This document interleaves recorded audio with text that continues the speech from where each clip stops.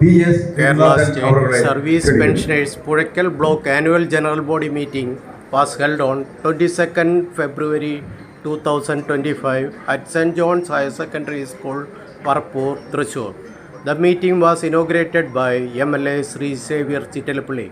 Please have a look at the above meeting and please subscribe my channel and share and support me. പരിശോധനം report വർഷത്തിൽ KSSP-യുടെ വളർച്ചയ്ക്കും മുന്നേറ്റത്തിനും ഒപ്പം നിന്ന് പ്രവർത്തിച്ച നിരവധി വിശിഷ്ട വ്യക്തികൾ കൂടാതെ സ്വന്തം വ്യക്തിത്വം അടയാളപ്പെടുത്തി നമ്മുടെ ബ്ലോക്കിൻ്റെ വിവിധ യൂണിറ്റുകളിൽ നിന്ന് കാലാവധിക്കുള്ളിൽ വിലയം പ്രാപിച്ചവർ, അവരുടെ വിയോഗം ഈ കുടുംബത്തിനെന്ന പോലെ പെൻഷൻ കുടുംബത്തിനും തീരാ നഷ്ടം തന്നെയാണ്. വിടവാങ്ങിയ സഹോദരങ്ങളുടെയും സഹോദരിമാരുടെയും വേർപാട് നാം വേദനയോടെ സ്മരിക്കുന്നു. കൂടാതെ ഈ കാലയളവിൽ തങ്ങളുടെ പ്രതിഭ കൊണ്ടും പ്രവൃത്തി കൊണ്ടും ജീവിതം ധന്യമാക്കിയ സാമൂഹ്യ, രാഷ്ട്രീയ, കലാ, സാഹിത്യം തുടങ്ങിയ മേഖലകളിലെ വ്യക്തിത്വങ്ങൾ, വിശിഷ്യ ശ്രീ MT വാസുദേവൻ നായർ, മുൻ പ്രധാനമന്ത്രി മൻമോഹൻ സിംഗ്, സീതാറാം യെച്ചൂരി തുടങ്ങി മാതൃരാജ്യത്തിൻ്റെ അഖണ്ഡതയ്ക്കും സുരക്ഷയ്ക്കും വേണ്ടി സ്വജീവിതം ഹോമിച്ച് രക്തസാക്ഷികളായ ധീര ജവാന്മാർ തുടങ്ങി സമസ്ത മേഖലയിൽ നിന്നും മരണമടഞ്ഞ രാജ്യത്തെയും വിദേശത്തെയും മുഴുവൻ പേരുടെയും, കൂടാതെ മണിപ്പൂർ കലാപം, ബംഗ്ലാദേശ് ആഭ്യന്തര യുദ്ധം, ഉക്രൈൻ പാലസ്തീൻ യുദ്ധങ്ങളിൽ മരണമടഞ്ഞ സാധാരണക്കാരായ നിരപരാധികളായ നിസ്സഹായരായവരുടെയും വിയോഗത്തിൽ KSSP-യു പുഴയ്ക്കൽ ബ്ലോക്ക് ആദരാഞ്ജലികൾ അർപ്പിക്കുന്നു.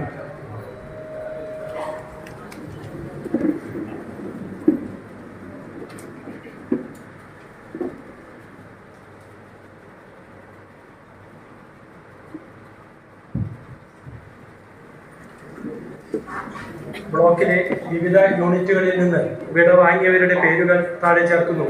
ഇരുമ്പലനല്ലൂർ കൃഷ്ണൻകുട്ടി ഭാര്യ Thanka teacher, advocate doctor PV Sarada Meenakshi Nilayam Muthuvara, Chakkoth CC Kumaran Puzhakkal, പന്തായിൽ Sathyamurthy ഭാര്യ രാജലക്ഷ്മി ടീച്ചർ, കുന്നത്ത് വേലായുധൻ ഭാര്യ മീനാക്ഷി മുതുവറ, ആടൂർ വീട്ടിൽ Johnson master Chittilappilly, Karimamparambil KP Chandrasekharan master Muthuvara, Edassery Valappil Parvathy Choorakkattukara, Marath Narayana master Muthuvara, Adat west Kunnambath വീട്ടിൽ വിജയൻ പൊറനാട്ടുകര, ചിത്രപ്പള്ളി കുഴുപ്പള്ളി വീട്ടിൽ തങ്കുമണി ടീച്ചർ, പൊറനാട്ടുകര പടിഞ്ഞാറപ്പുരയ്ക്കൽ പ്രേമാവതി, പൊറനാട്ടുകര KV ലൈനിൽ താമസം KK രാധ ടീച്ചർ, പൊറനാട്ടുകര പാണയങ്ങാടൻ വീട്ടിൽ കൊച്ചുത്രേസ്യ ടീച്ചർ, ചീരക്കുഴി വീട്ടിൽ രാധ ടീച്ചർ, ചാലക്കൽ വീട്ടിൽ പൊറിഞ്ചു, മാരാട്ട് വീട്ടിൽ Saraswathi teacher, Adat CD Lonappa master ഭാര്യ AI Mercy teacher, Poranattukara Chungath വീട്ടിൽ ഡേവിസ്, EM ജോണി, അടക്കളത്ത് താമസം പൊറനാട്ടുകര, ഔറൂർ north ചക്കുപറമ്പിൽ Ramakrishnan, Ammanath Nalumani, Philomina teacher Koratty, Baby teacher Kailiparambil, Devaki medical college വലിയപറമ്പിൽ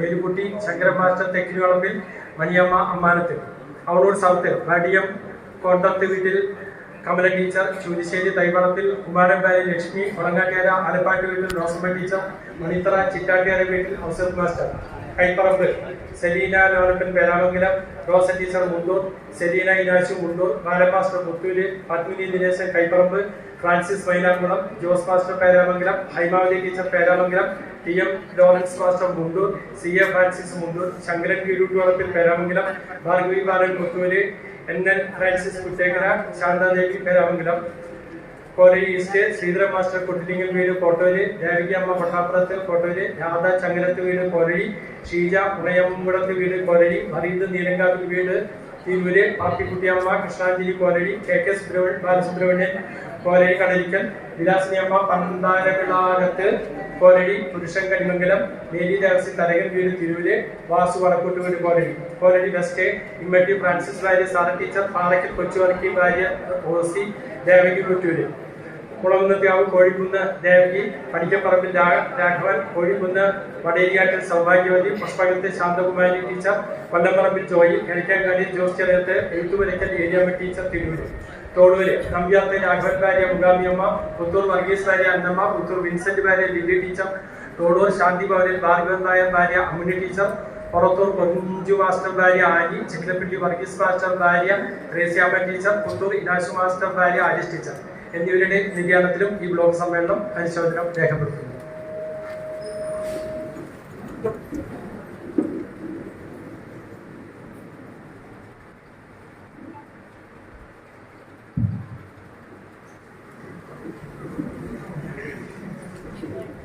അടുത്തായി ഈ മഹനീയ യോഗത്തിന് സ്വാഗതം ആശംസിക്കുന്നതിന് വേണ്ടി ഈ യോഗത്തിൻ്റെ സ്വാഗത കൺവീനർ ശ്രീ P.O. സെബാസ്റ്റ്യൻ അവരുടെ ബ്ലോക്ക് ജോയിന്റ് സെക്രട്ടറി കൂടിയാണ്. അദ്ദേഹത്തെ ഞാൻ ആദരപൂർവ്വം ക്ഷണിക്കും.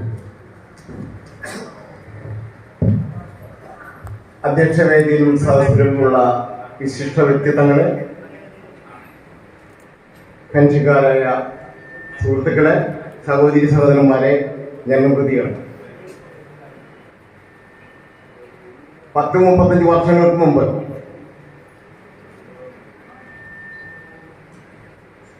സംസ്ഥാന സർക്കാർ ജീവനക്കാരായി റിട്ടയർ ചെയ്തവരെ യാതൊരു തരത്തിലും സംസ്ഥാന സർക്കാരുകൾ പരിഗണിക്കാത്ത സമയത്ത് നമ്മുടെ പൂർവികർ ഏറെ ത്യാഗം ചെയ്ത് സംഘടന കെട്ടിപ്പടുക്കുന്ന സാഹചര്യത്തിലായിരുന്നു.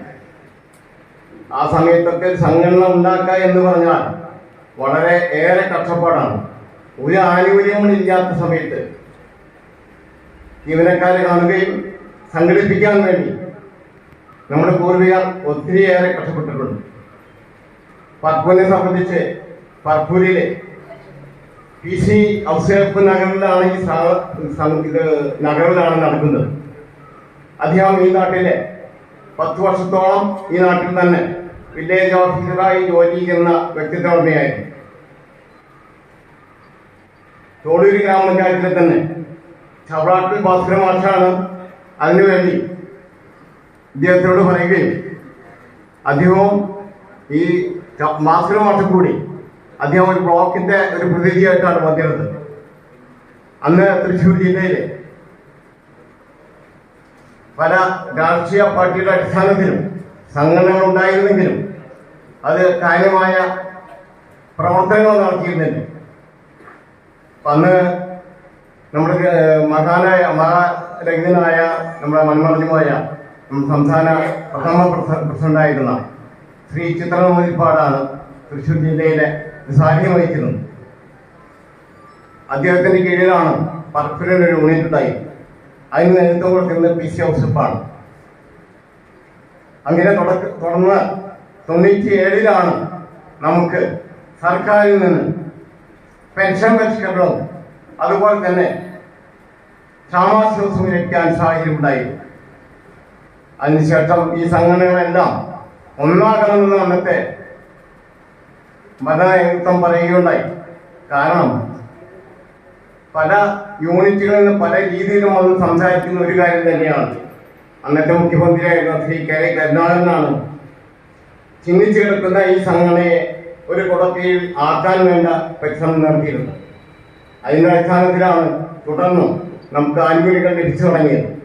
അതിനുശേഷം 2002 സർക്കാർ ജീവനക്കാരുടെ 20% ശമ്പളം കട്ട് ചെയ്തപ്പോൾ അന്നത്തെ സർക്കാർ, അന്നേരം സർക്കാരായിരുന്നു, അതിനെതിരെ കേരളത്തിലെ മുഴുവൻ ജീവനക്കാർ ഒരാളും ബാക്കിയില്ലാതെ അന്ന് സമരം ചെയ്തു. അതിനുശേഷം നമുക്ക് ആനുകൂല്യം തിരിച്ചു പിടിക്കാനായി സാധിച്ചു. വലിയ കുഴപ്പമില്ലാതെ ഭംഗിയായി നടക്കുന്ന സ്ഥാപനത്തിലാണ് 2013 ഏറ്റവും വലിയൊരു വിപത്ത് നമ്മൾ നേരിട്ടത്. സർവീസിൽ കയറിയിട്ട് സ്റ്റാറ്റ്യൂട്ടി പെൻഷൻ അട്ടിമറിക്കുന്ന ഒരു അവസ്ഥയുണ്ടായി.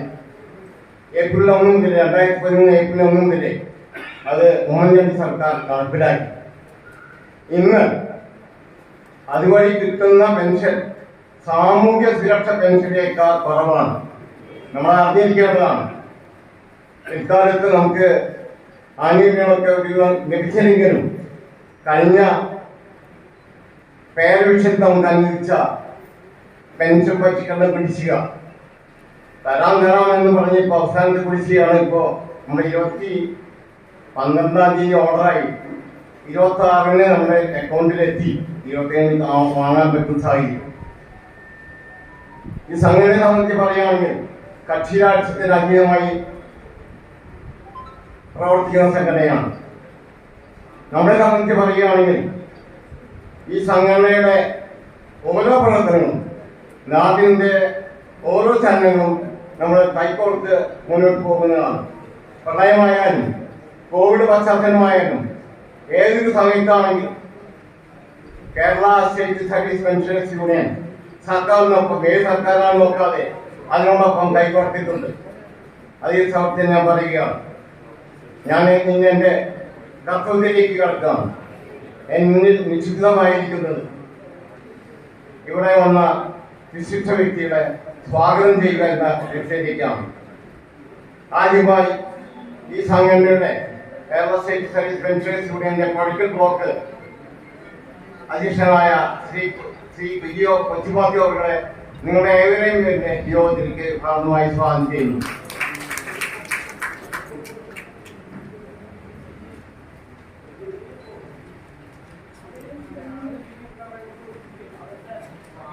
അടുത്തതായി നമ്മുടെ ക്ഷണം സ്വീകരിച്ച് കൃത്യസമയത്തിന് എത്തിച്ചേർന്ന നമ്മുടെ പ്രിയങ്കരന എംഎൽഎ ശ്രീ സേവാ ചിറ്റപ്പള്ളി എംഎൽഎ അവരുടെ യോഗത്തിലേക്ക് ഭാഗമായി സ്വാഗതം ചെയ്യുന്നു.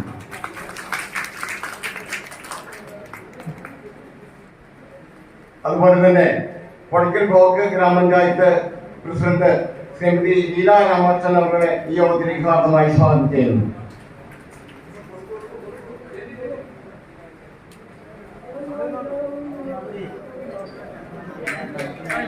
അടുത്തതായി തോടൂര് ഗ്രാമപഞ്ചായത്ത് പ്രസിഡന്റ് ശ്രീമതി ശ്രീകല കുഞ്ഞിനി അവരുടെ യോഗത്തിലേക്ക് ഭാഗമായി സ്വാഗതം ചെയ്യുന്നു.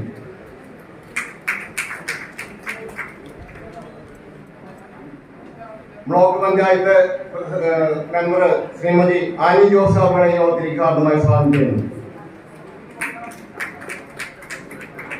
തോടൂര് ഗ്രാമപഞ്ചായത്ത് വികസനകാര്യ ക്ഷേമ committee chairperson Shrimati Sheena Wilson അവരുടെ യോഗത്തിലേക്ക് ഭാഗമായി സ്വാഗതം ചെയ്യുന്നു.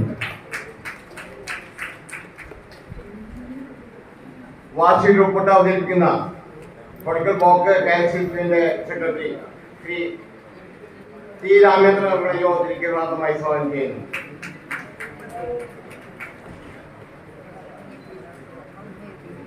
കണക്ക് അവതരിപ്പിക്കുന്ന block treasurer Sri C J Annie അവരുടെ യോഗത്തിലേക്ക് ഭാഗമായി സ്വാഗതം ചെയ്യുന്നു.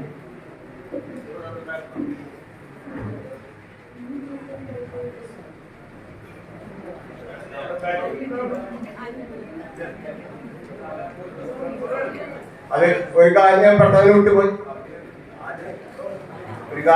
സോറി. കാരണം നമ്മുടെ ജില്ലാ പഞ്ചായത്ത് മെമ്പർ ശ്രീ ജിമ്മി ചൂണ്ടൽ അവരുടെ ഇവിടെ എത്തിയിട്ടുണ്ട്. അപ്പോൾ ക്ഷമാപണത്തിലൂടെ അദ്ദേഹത്തെ നേരത്തെ വിളിക്കുന്നതായിരുന്നു. യോഗത്തിലേക്ക് ഭാഗമായി സ്വാഗതം ചെയ്യുന്നു.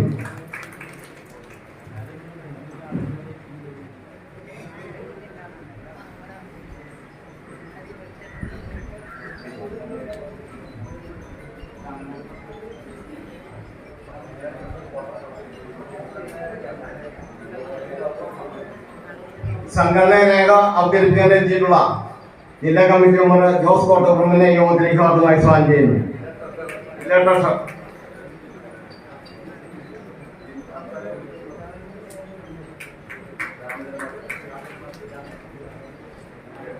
സംസ്ഥാന കമ്മിറ്റി അംഗം എ രാമേന്ദ്രൻ മാഷെ യോഗത്തിലേക്ക് ഭാഗമായി സ്വാഗതം ചെയ്യുന്നു.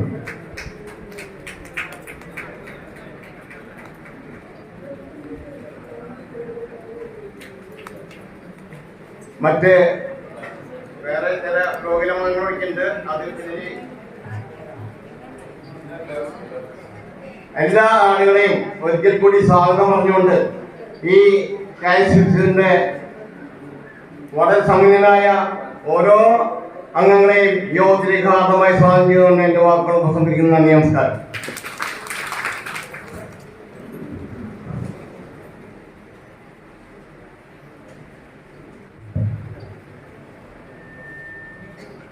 ബഹുമാനായ കൊടക്കാഞ്ചേരിയുടെ എംഎൽഎ, നമ്മുടെ പ്രിയങ്കരനായ എംഎൽഎ ശ്രീ സേവ്യർ ചിറ്റപ്പള്ളി അവരുടെ,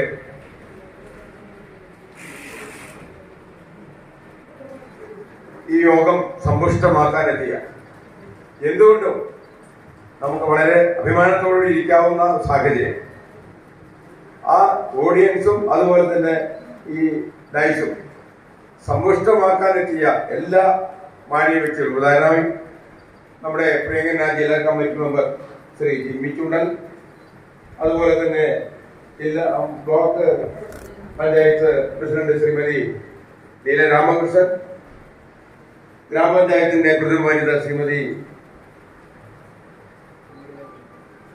ശ്രീകല കുഞ്ഞുണ്ണി,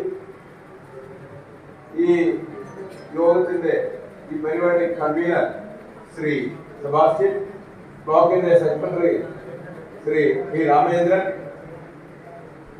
സംസ്ഥാന committee member A Ramachandran master, അതുപോലെ തന്നെ ജില്ലയിൽ നിന്നും സംഘടനാ റിപ്പോർട്ട് ചെയ്യാൻ എത്തിയ ജില്ലാ ട്രഷറർ കൂടിയായ Sri Jose Kottappurathil, treasurer Sri C J Antony,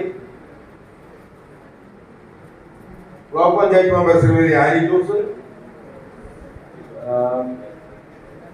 മറ്റേ ജില്ലാ panchayat member standing committee chairperson കൂടിയായ ശ്രീമതി ഷീന വിൽസൺ, ഇവിടെ എത്തിച്ചേരാമെന്ന് പറഞ്ഞിട്ടുള്ള ശ്രീ വി പി അരവിന്ദാക്ഷൻ,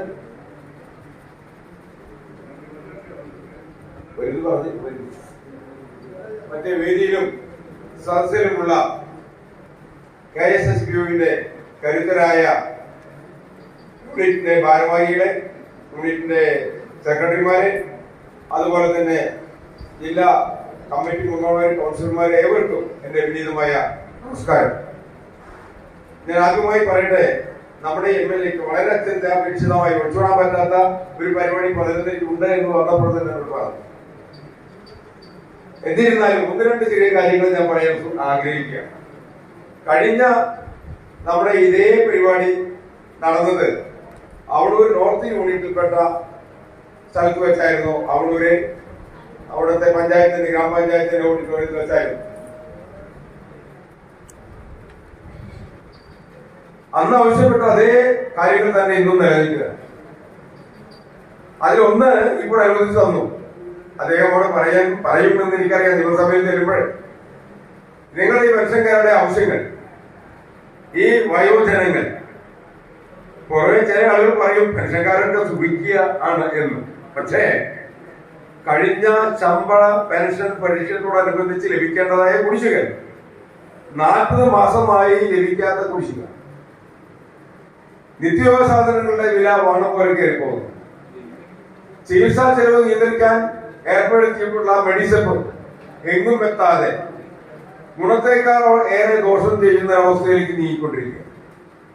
അങ്ങനെ ഒട്ടനവധി പ്രശ്നങ്ങൾ പെൻഷൻകാരെ നേരിടുക. ആ പ്രശ്നങ്ങളൊക്കെ നേരിടുന്നതിന് വേണ്ടി നമ്മൾ നടക്കുന്ന പരിപാടികൾ, നമ്മളുടെ അജിറ്റേഷനുകൾ, ഈ പെൻഷനായ ഈ വയോധികരെ നാടിന്റെ വികസന പ്രവർത്തനങ്ങൾക്ക് ഈ പെൻഷൻകാർ ഒരിക്കലും വിരോധികളല്ല. അത് സമയാസമയം നടത്തേണ്ടതായാണ്, നടത്തിക്കൊണ്ടിരിക്കുന്നുമുണ്ട്. പക്ഷേ ഒരു വീട് പണിയുക, ആ വീട് പണിയുന്ന അവസരത്തിൽ അവിടെ അച്ഛനും അമ്മയ്ക്കും അല്ലെങ്കിൽ അച്ചാച്ചനും അമ്മയ്ക്കും അസുഖം വന്നാൽ ചികിത്സിക്കാതിരിക്കും.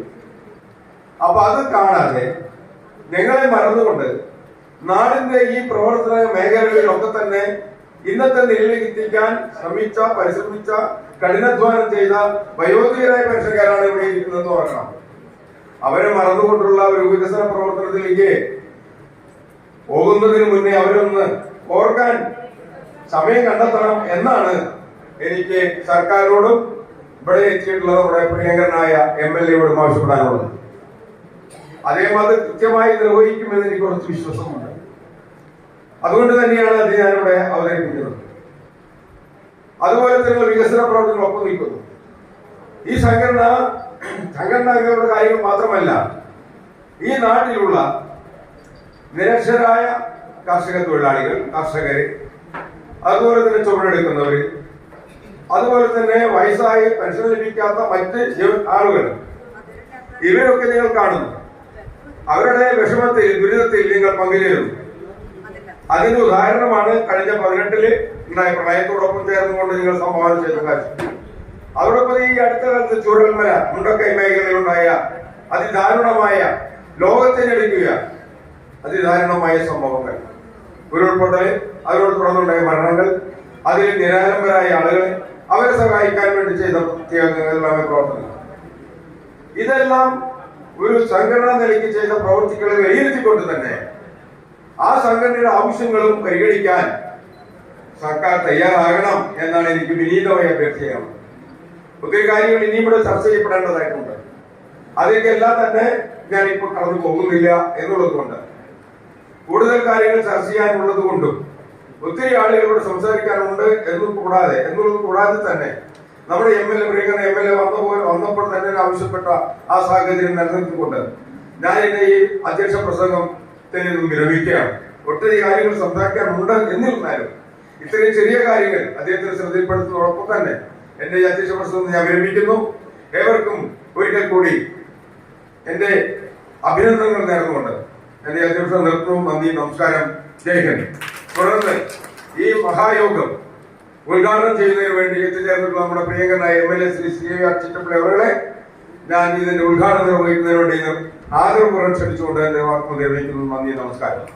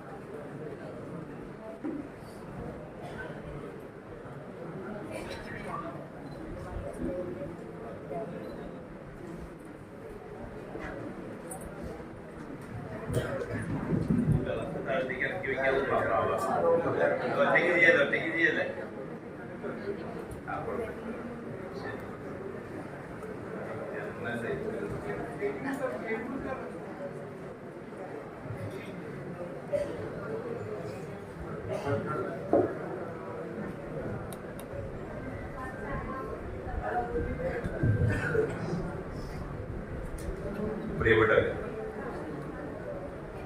നമ്മുടെ ഈ സമ്മേളനത്തിൽ അധ്യക്ഷത വഹിക്കുന്ന നമ്മുടെ ബ്ലോക്കിന്റെ പ്രസിഡന്റ് കൊച്ചു മാത്യു, വേദിയിലുള്ള ജനപ്രതിനിധികൾ, പെൻഷനേഴ്സ് യൂണിയന്റെ ഭാരവാഹികൾ, ഞാൻ പേരാവർത്തിക്കാത്തതിന്റെ കാരണം മനസ്സിലായല്ലോ. ഇന്നിവിടെ എത്തിച്ചേർന്നിട്ടുള്ള വിവിധ മേഖലകളിലെ തങ്ങളുടെ കഴിവുകൾ തെളിയിച്ച ഒരുപക്ഷെ നമ്മുടെ ഭരണചക്രം തന്നെ തിരിച്ച പ്രധാനപ്പെട്ട വ്യക്തിത്വങ്ങൾ, എന്നെ പഠിപ്പിച്ച അധ്യാപകരുൾപ്പെടെ പിന്നെ ഈ സമ്മേളനത്തിൽ പങ്കെടുക്കുന്നുണ്ട്. എല്ലാവരെയും ആദ്യമായി ഞാൻ നന്ദിയോടെ സ്മരിക്കുന്നു, നന്ദിയോടെ ഓർക്കുന്നു. പെൻഷനേഴ്സ് യൂണിയന്റെ സമ്മേളനത്തിൽ പങ്കെടുക്കുമ്പോൾ എനിക്കുള്ള ഒരു സന്തോഷം, എന്താണ് പറയുന്നത് എന്ന് കൺവേ ചെയ്യാൻ, അത് തിരിച്ചറിയാൻ പ്രാപ്തിയുള്ള ഒരു സദസ്സാണ് എന്നതാണ്. എന്ന് പറയാൻ മറ്റുള്ളവർ പ്രാപ്തി ഇല്ലാത്തവര് എന്ന നിലയ്ക്കല്ല. കാരണം ഞാന് ഇപ്പോ നമ്മുടെ ഈ റിപ്പോർട്ട് ഒന്ന് കണ്ണോടിച്ചു. പ്രസിഡന്റിന്റെ ഉപക്രമം ഞാൻ പോകുന്നതിന് മുമ്പ് ചില പ്രതികരണങ്ങൾ നടത്തണമെന്ന നിലയ്ക്കും ഞാൻ ഏറ്റെടുക്കപ്പെടേണ്ടതായ കാര്യങ്ങൾ ചേർക്കുവാണ് പറഞ്ഞത്. ഈ രണ്ട് പ്രശ്നങ്ങളിലും നമ്മൾ അഭിമുഖീകരിക്കുന്ന ഗൗരവപ്പെട്ട ഒരു കാര്യം അഡ്രസ് ചെയ്യാതെ പോകുന്നുണ്ട് എന്ന് ഞാൻ ആദ്യമേ സൂചിപ്പിക്കുക. ഞാൻ പിന്നീട് പറയാം. ഞാനും ഈ പെൻഷൻ യൂണിയനിലെ വേറൊരർത്ഥത്തിൽ അംഗമാണ്. എൻ്റെ ഫാദർ ഒരു ഹെൽത്ത് ഇൻസ്പെക്ടറായി പെൻഷൻ പറ്റി, അമ്മ ഫാമിലി പെൻഷനറാണ്. അമ്മയുടെ ഫാമിലി പെൻഷൻ കൂടി പൊതുപ്രവർത്തന രംഗത്ത് നിലനിൽക്കാൻ എന്നെ സഹായിക്കുന്നുണ്ട് എന്നും കൂടി ഞാൻ ഈ ഘട്ടത്തിൽ പറയാം. അപ്പൊ ഇയാൾ MLA അല്ലേ എന്ന് തോന്നും. MLA ആയതുകൊണ്ട് പ്രത്യേകിച്ച് അല്ലേ, ഇരിക്കട്ടെ. പിന്നെ ഉള്ള ആനുകൂല്യങ്ങളുടെ കണക്കൊക്കെ നമുക്കറിയാം. അപ്പൊ ഇന്നിപ്പോ നമ്മുടെ നാട്ടിലെ മുഖ്യധാരാ മാധ്യമങ്ങൾ ചർച്ച ചെയ്യുന്നത് PSCക്ക് കാശ് കൂട്ടി, ഒരു അധ്യാപിക അവർക്ക് ശമ്പളം കിട്ടാത്തത് കൊണ്ട് അവര് എന്താ പറയാ ചെയ്തു. അപ്പൊ ഇതെല്ലാം നമ്മൾ ഇങ്ങനെ വിഷയങ്ങളെ തൊലിപ്പുറമെ കൈകാര്യം ചെയ്യുമ്പോൾ സ്വാഭാവികമായിട്ടും വേറെ യാതൊരുവിധ പ്രശ്നങ്ങളെ കുറിച്ചും നമ്മൾ ബോധവാന്മാരാകേണ്ടതില്ല എന്ന ഒരു പൊതു തോന്നൽ നമുക്കുണ്ടാകും. നമ്മൾ ജീവിക്കുന്ന സമൂഹത്തിലെ പ്രത്യേകിച്ച് നിയമങ്ങളും സംവിധാനങ്ങളും ഒക്കെ നമ്മൾ മനസ്സിലാക്കിയിരിക്കുമല്ലോ. ഞാൻ ആദ്യമേ ശമ്പളം കിട്ടാതെ അല്ലെങ്കിൽ ഡിവിഷൻ അംഗീകരിക്കാതെ ഉണ്ടായ ആ സംഭവത്തിന്റെ യഥാർത്ഥത്തിലുള്ള ഒരു പിക്ചർ നമ്മൾ മനസ്സിലാക്കണം. അപ്പോൾ ഇവിടെ ഞാനിപ്പോഴാണ് കണ്ടത്, മറ്റേ ധർമ്മരാജ അടാട്ട് പോലെ VC ആയിരുന്നവർ വരെ നമ്മുടെ സദസ്സിലുണ്ട്. എന്താ യഥാർത്ഥത്തിൽ പ്രശ്നം? കേരളത്തിലെ വിദ്യാലയങ്ങളിൽ നിന്നും 2016 മുമ്പ് ഡിവിഷൻ 4 വന്ന് അധ്യാപക ബാങ്ക് എന്ന് പറയുന്ന ഒരു സംവിധാനം ഉണ്ടാക്കി. അധ്യാപക ബാങ്ക് എന്ന് പറഞ്ഞാൽ ജോലി നഷ്ടപ്പെട്ടവരെ കൊണ്ടുപോയി ആക്കി പിന്നീട് റൊട്ടേറ്റ് ചെയ്ത് ജോലി കൊടുക്കാനുള്ള സംവിധാനമായിരുന്നു. അപ്പൊ സ്വാഭാവികമായും അധ്യാപക ബാങ്കിൽ ഉള്ള ആളുകളെല്ലാം തിരിച്ചു പ്രവേശിച്ചതും ഇന്ന് ഞാൻ മിക്കവാറും ഇപ്പൊ എനിക്ക് അമ്പലപ്പാട് സ്കൂളിൽ ഒരു പരിപാടി വാർഷിക ചെല്ലുമ്പോ 18 വയസ്സ് 20 വയസ്സ് 21 വയസ്സായ കുട്ടികള് ടീച്ചർമാരായി PSC വഴി പ്രൈമറിയിലും അതുപോലെ തന്നെ UPയിലും ഹൈസ്കൂളിലൊക്കെ വരികയാണ്. പൊതുവിദ്യാഭ്യാസ രംഗത്ത് ഒരു 9 കൊല്ലം മുമ്പ് നിയമനം നിലച്ചതാണ്. ആ നിയമനം ഓപ്പൺ ചെയ്യാണ്.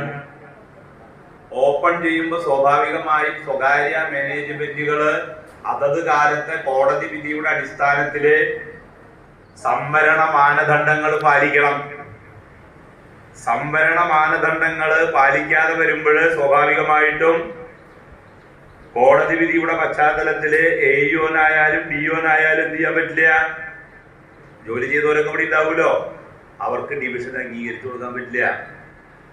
എന്നാൽ വിദൂര ഭാവിയിൽ അത് കിട്ടുമെന്ന പ്രതീക്ഷയില് പണം വാങ്ങി നിയമിച്ചാൽ അതിന്റെ ഉത്തരവാദിത്വവും ഈ ഗവൺമെന്റിന്റെ തലയിൽ വയ്ക്കുന്നത് എന്തിന്റെ അടിസ്ഥാനത്തിലാണ്? ഞാൻ ആ ഒരു വിഷയത്തിൽ പറയല്ല. അപ്പൊ ഞാൻ MLA എന്ന രീതിയിൽ എന്റെ അടുത്ത് കുറെ കേസ് വരുന്നല്ലോ, എന്റെ അടുത്ത് വരുന്നുണ്ട്. ഞാൻ ഈ വിഷയം അത് തന്നെയായിട്ട് പറയല്ല. പക്ഷേ നമ്മൾ മനസ്സിലാക്കേണ്ടത് കഴിഞ്ഞ ഈ 8 കൊല്ലത്തിന്റെ ഇടയില് ഒരു 10-20,000-ഓളം വരുന്ന പുതിയ തസ്തികകളും അതുമായി ബന്ധപ്പെട്ടുകൊണ്ടുള്ള നിയമനവും ഈ രംഗത്ത് നടന്നു കഴിഞ്ഞു. ഇനി നമ്മൾ സർവീസ് പെൻഷനേഴ്സ് ആണ് അല്ലെ. സർവീസ് പെൻഷനേഴ്സ് എന്ന രീതിയിൽ ഇന്ന് കേരളത്തിൽ എത്ര സർക്കാർ ജീവനക്കാരുണ്ടാവും എന്നതിന്റെ കണക്കറിയാലോ. 5-നും 6-നും ഇടയിലാണ് ലക്ഷം. ഇനി 6 ലക്ഷം എന്നാ കൂട്ടിക്കോ. ഈ 6 ലക്ഷം സർവീസ് പെൻഷനേഴ്സില് കഴിഞ്ഞ 9 കൊല്ലത്തിൽ പെൻഷനേഴ്സ് അല്ല സോറി സർവീസിലുള്ളവർ സർക്കാർ ജീവനക്കാർ അധ്യാപകർ കഴിഞ്ഞ 9 കൊല്ലത്തിന്റെ ഇടയിൽ കേരളത്തില് 2,65,800-ൽ കൂടുതൽ നിയമനങ്ങൾ നടന്നു. ഓരോ വർഷത്തെ നിയമം 34,000, 40,000, 29,000 കണക്കുകളുണ്ട്. അപ്പൊ ഇന്നുള്ള മൊത്തം പിന്നെ നമ്മുടെ ജീവനക്കാരുടെ എണ്ണത്തിൽ എത്ര ശതമാനം വരും? അത് 6 ലക്ഷം ആണെങ്കിൽ ഏകദേശം പകുതിയായോ? കണ്ട് നിയമനം നടന്ന ഒരു പീരീഡ്, അപ്പൊ നമുക്ക് വേണമെങ്കിൽ പറയാം 9 കൊല്ലല്ലേ, 5 കൊല്ലല്ലോ. അപ്പൊ നമുക്ക് അഖിലേന്ത്യാ ശരാശരി എടുക്കാം. കഴിഞ്ഞ 2 മാസത്തെ അഖിലേന്ത്യാ ശരാശരി നമുക്ക് എടുക്കാം. അല്ല, 6 മാസത്തെ ശതമാനക്കണക്കിൽ പറയാം, എണ്ണം വേണമെങ്കിൽ പറയാം. ശതമാനം എടുക്കുമ്പോ 63% കേരളത്തിലേത്. ബാക്കി 28 സംസ്ഥാനം കൂടി കൂടിയാൽ 37%. നിങ്ങളൊന്നുകൂടി പരിശോധിച്ചോ. കേരളത്തിന്റെ ജനസംഖ്യ എത്രയാ? 3.5 കോടി. ഇന്ത്യയിലെ മറ്റ് സംസ്ഥാനങ്ങളുടെ ജനസംഖ്യയുടെ അളവ് ഞാൻ പറയണോ? ലോക രാജ്യങ്ങളിലെ ഇന്ത്യയിലെ ഒരു സംസ്ഥാനം 4ാം സ്ഥാനത്ത് നിൽക്കുന്നവരാണ് ജനസംഖ്യയിൽ. ആ സംസ്ഥാനം ഉൾപ്പെടെയുള്ളവിടുത്തെ നിയമനത്തിന്റെ തോതാണ് ഞാൻ പറഞ്ഞത്. അപ്പൊ നമ്മുടെ വാർത്ത എന്താ? PSC ലിസ്റ്റ് ഇതാ എന്താവുന്നു? കാലാവധി തീരുന്നു. 3 കൊല്ലത്തേക്കാണ് ലിസ്റ്റ്. ലിസ്റ്റിന്റെ എണ്ണം കുറച്ചു. പ്രിയപ്പെട്ടവരെ, കഴിഞ്ഞ മന്ത്രിസഭാ യോഗം 5000 പുതിയ തസ്തിക അംഗീകരിച്ചു. ആരോഗ്യ വകുപ്പിൽ 5000. ഈ പുതിയ തസ്തിക എന്ന് പറയുമ്പോൾ പുതിയ കുട്ടികൾക്ക് അറിയില്ല എന്നുള്ളതുകൊണ്ടാണ് ഞാൻ നമുക്ക് മനസ്സിലാവുമെന്ന് പറയണേ. തസ്തിക അനുവദിക്കുക എന്ന് പറഞ്ഞു കഴിഞ്ഞാൽ അതിന്റെ അടിസ്ഥാനത്തിൽ വടക്കാഞ്ചേരി മണ്ഡലത്തിലേക്ക് ഒരു ആശുപത്രിയിലേക്ക് ഒരു ഡോക്ടറേക്ക്, 2 ആശുപത്രിയിലേക്ക് 2 നഴ്സറിയും കിട്ടിയിട്ടുണ്ട്. അപ്പൊ അതിന്റെ റേഷ്യോ അനുസരിച്ച്. അപ്പൊ എന്റെ അടുത്തേക്ക്, ഞാൻ DDCയുടെ സമയം എടുക്കും പ്രസിഡന്റ്, എന്റെ അടുത്തേക്ക് നമ്മുടെ കുട്ടികൾ വരികയാണ്. ഞങ്ങള് MLT കഴിഞ്ഞവരാണ്. ഓ ശരി, ഞങ്ങളുടെ ലിസ്റ്റ് ഉണ്ട്, 900 ഒഴിവുണ്ട്. അപ്പൊ ഞാൻ അവരോട് ചോദിച്ചാൽ 900 ഒഴിവ് ഇതുവരെ റിപ്പോർട്ട് ചെയ്തിട്ടില്ലേ? പൊക്കിയല്ല, നമ്മുടെ ആർദ്രം പദ്ധതിയുടെ ഭാഗമായിട്ട് എല്ലാ ആശുപത്രികളിലും ഇപ്പോ ആര് വേണം?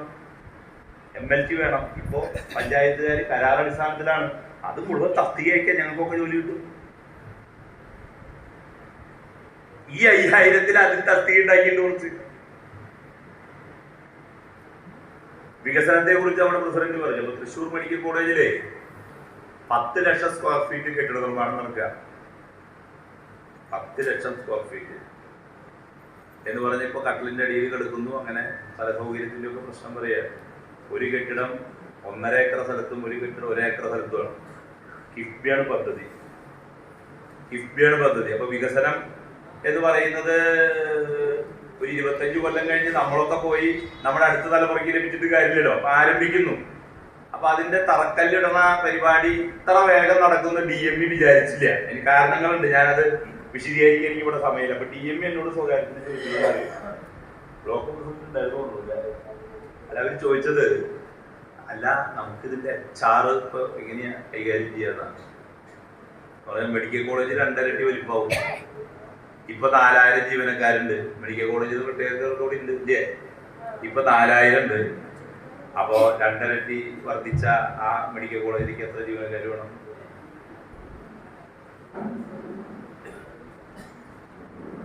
കെട്ടിടം പണിതാൽ മാത്രം മതിയോ? അപ്പോ നമ്മൾ ഈ അരി ബന്ധു നോക്കാൻ എല്ലാ പറ്റും ഞെക്കണ്ടാച്ചിട്ട് ഞാൻ 1-2 കാര്യങ്ങൾ പറഞ്ഞതാ.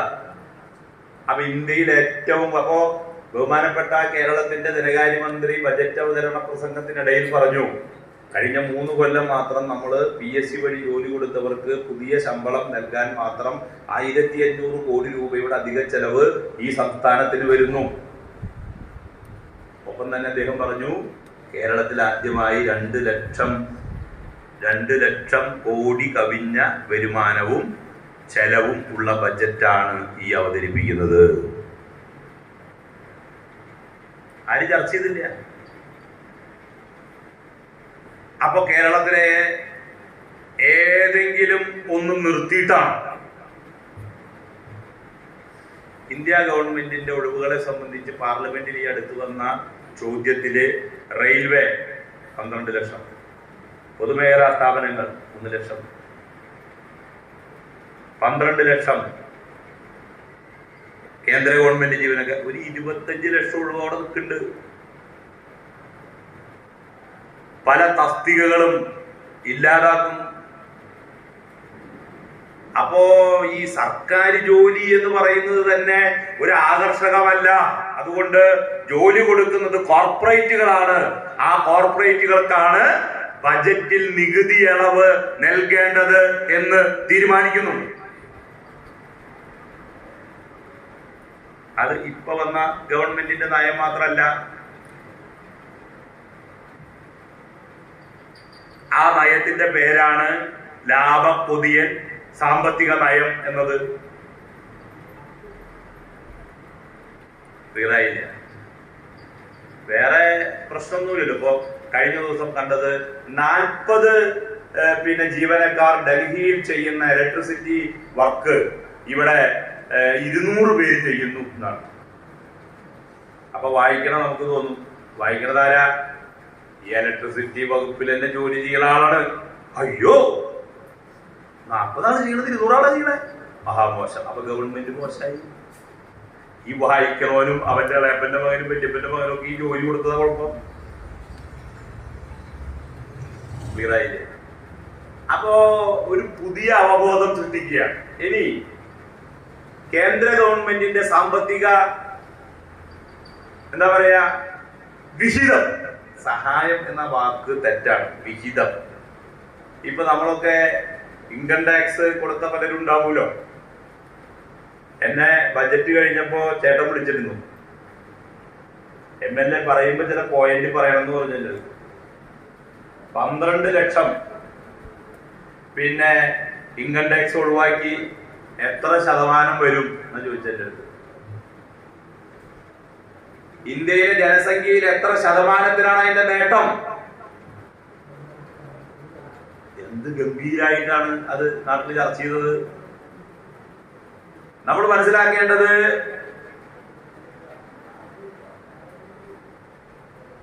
ഈ 25 ലക്ഷം കോടി രൂപയുടെ സംസ്ഥാനങ്ങൾക്ക് നൽകിയ വിഹിതം ഉണ്ടല്ലോ, വിവിധ സഹായം.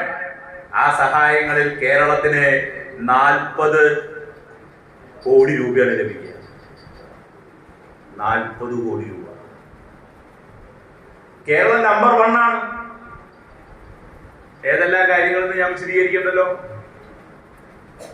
ആ നമ്പർ 1 ആയതുകൊണ്ട് ഇനി നിങ്ങൾക്ക് എന്താ സഹായത്തിന് അർഹത എന്ന് ചോദിച്ചാ നാം എന്താ ചെയ്യുക? നമ്പർ 1 ആയത് നമുക്ക് സഹായത്തിന് അർഹതയില്ല എന്ന് പറഞ്ഞാൽ നാം എന്ത് ചെയ്യും? നമ്പർ 1 ആകുമ്പോഴല്ലേ കൂടുതൽ ആവശ്യങ്ങൾ ഉണ്ടാവുക. അഖിലേന്ത്യാ ശരാശരി എന്ന് പറഞ്ഞാൽ മിക്കവാറും 3-4 ജില്ല കൂടുമ്പോൾ ഒരു ആശുപത്രി എന്നതല്ലേ. ഇവിടെ ഒരു പഞ്ചായത്തില് ഒരു ആശുപത്രിയും 4 സബ് സെന്ററും ഒരു ഹോമിയും ഒരു ആയുർവേദവും ഒക്കെ അല്ലേ.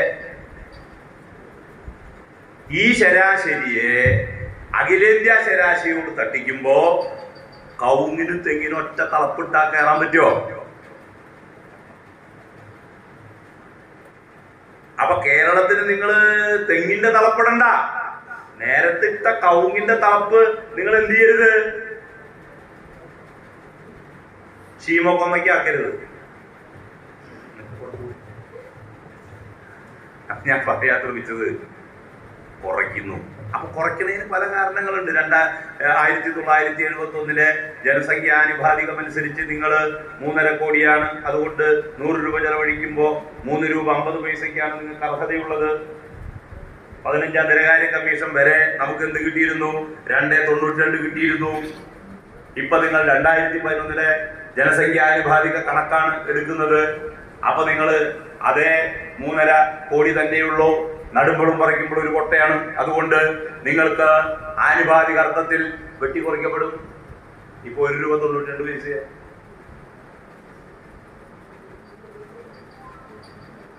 കേരളത്തിന്റെ ഒരറ്റം മുതൽ മറ്റേ അറ്റം വരെ ഹൈവേ. അപ്പൊ പറയും അത് മറ്റേ ഹൈവേ അതോറിറ്റിയുടെ അല്ലേ? അതെ, ഹൈവേ അതോറിറ്റി അല്ലല്ലോ ഭൂമി എടുത്തതിന് 25% 6000 കോടി രൂപ ഈ ഗവൺമെന്റ് കൊടുത്തില്ലേ കിഫ്ബി വഴി? അതുകൊണ്ടല്ലേ പ്രവൃത്തി നടക്കുന്നത്. നിങ്ങൾ ടോൾ പിരിക്കാതിരിക്കോ? നാഷണൽ ഹൈവേ അതോറിറ്റി എന്തിനാ ടോൾ പിരിക്കണത്? അവരെടുത്ത ലോൺ തിരിച്ചടയ്ക്കാനാ. അവര് ലോൺ എടുത്ത് ടോൾ പിരിച്ച് നടത്താം. സംസ്ഥാന ഗവൺമെന്റ് ടോൾ പിരിക്കണില്ല. മെഡിക്കൽ കോളേജിൽ ടോൾ പിരിക്കാൻ പറ്റുമോ? മാർക്കറ്റിൽ ടോൾ പിരിക്കാൻ പറ്റുമോ? സ്കൂൾ പഠന ടോൾ പിരിക്കാൻ പറ്റുമോ? പറ്റില്ല. എന്താ ബഹളം? ടോള് ടോള് ടോള്. ആഗ്രഹം ഉണ്ടായിരുന്നില്ല. പ്രത്യുൽപാദനകരമല്ലാത്ത നിലയിൽ നിങ്ങൾ സാമ്പത്തിക സഹായം സ്വീകരിക്കുന്നു. അതുകൊണ്ട് നിങ്ങൾക്ക് ലോൺ എടുക്കാൻ ഭരണഘടനാപരമായുള്ള 3.5% വെട്ടിക്കുറച്ച് 1% അപ്പൊ ലോൺ എടുക്കാനുള്ള അവകാശം പോയി. ഈ ഗവൺമെന്റ് സുപ്രീം കോടതിയെ സമീപിച്ചു. സുപ്രീം കോടതി ഭരണഘടനാ ബെഞ്ചിന് വിട്ടിരിക്കുക.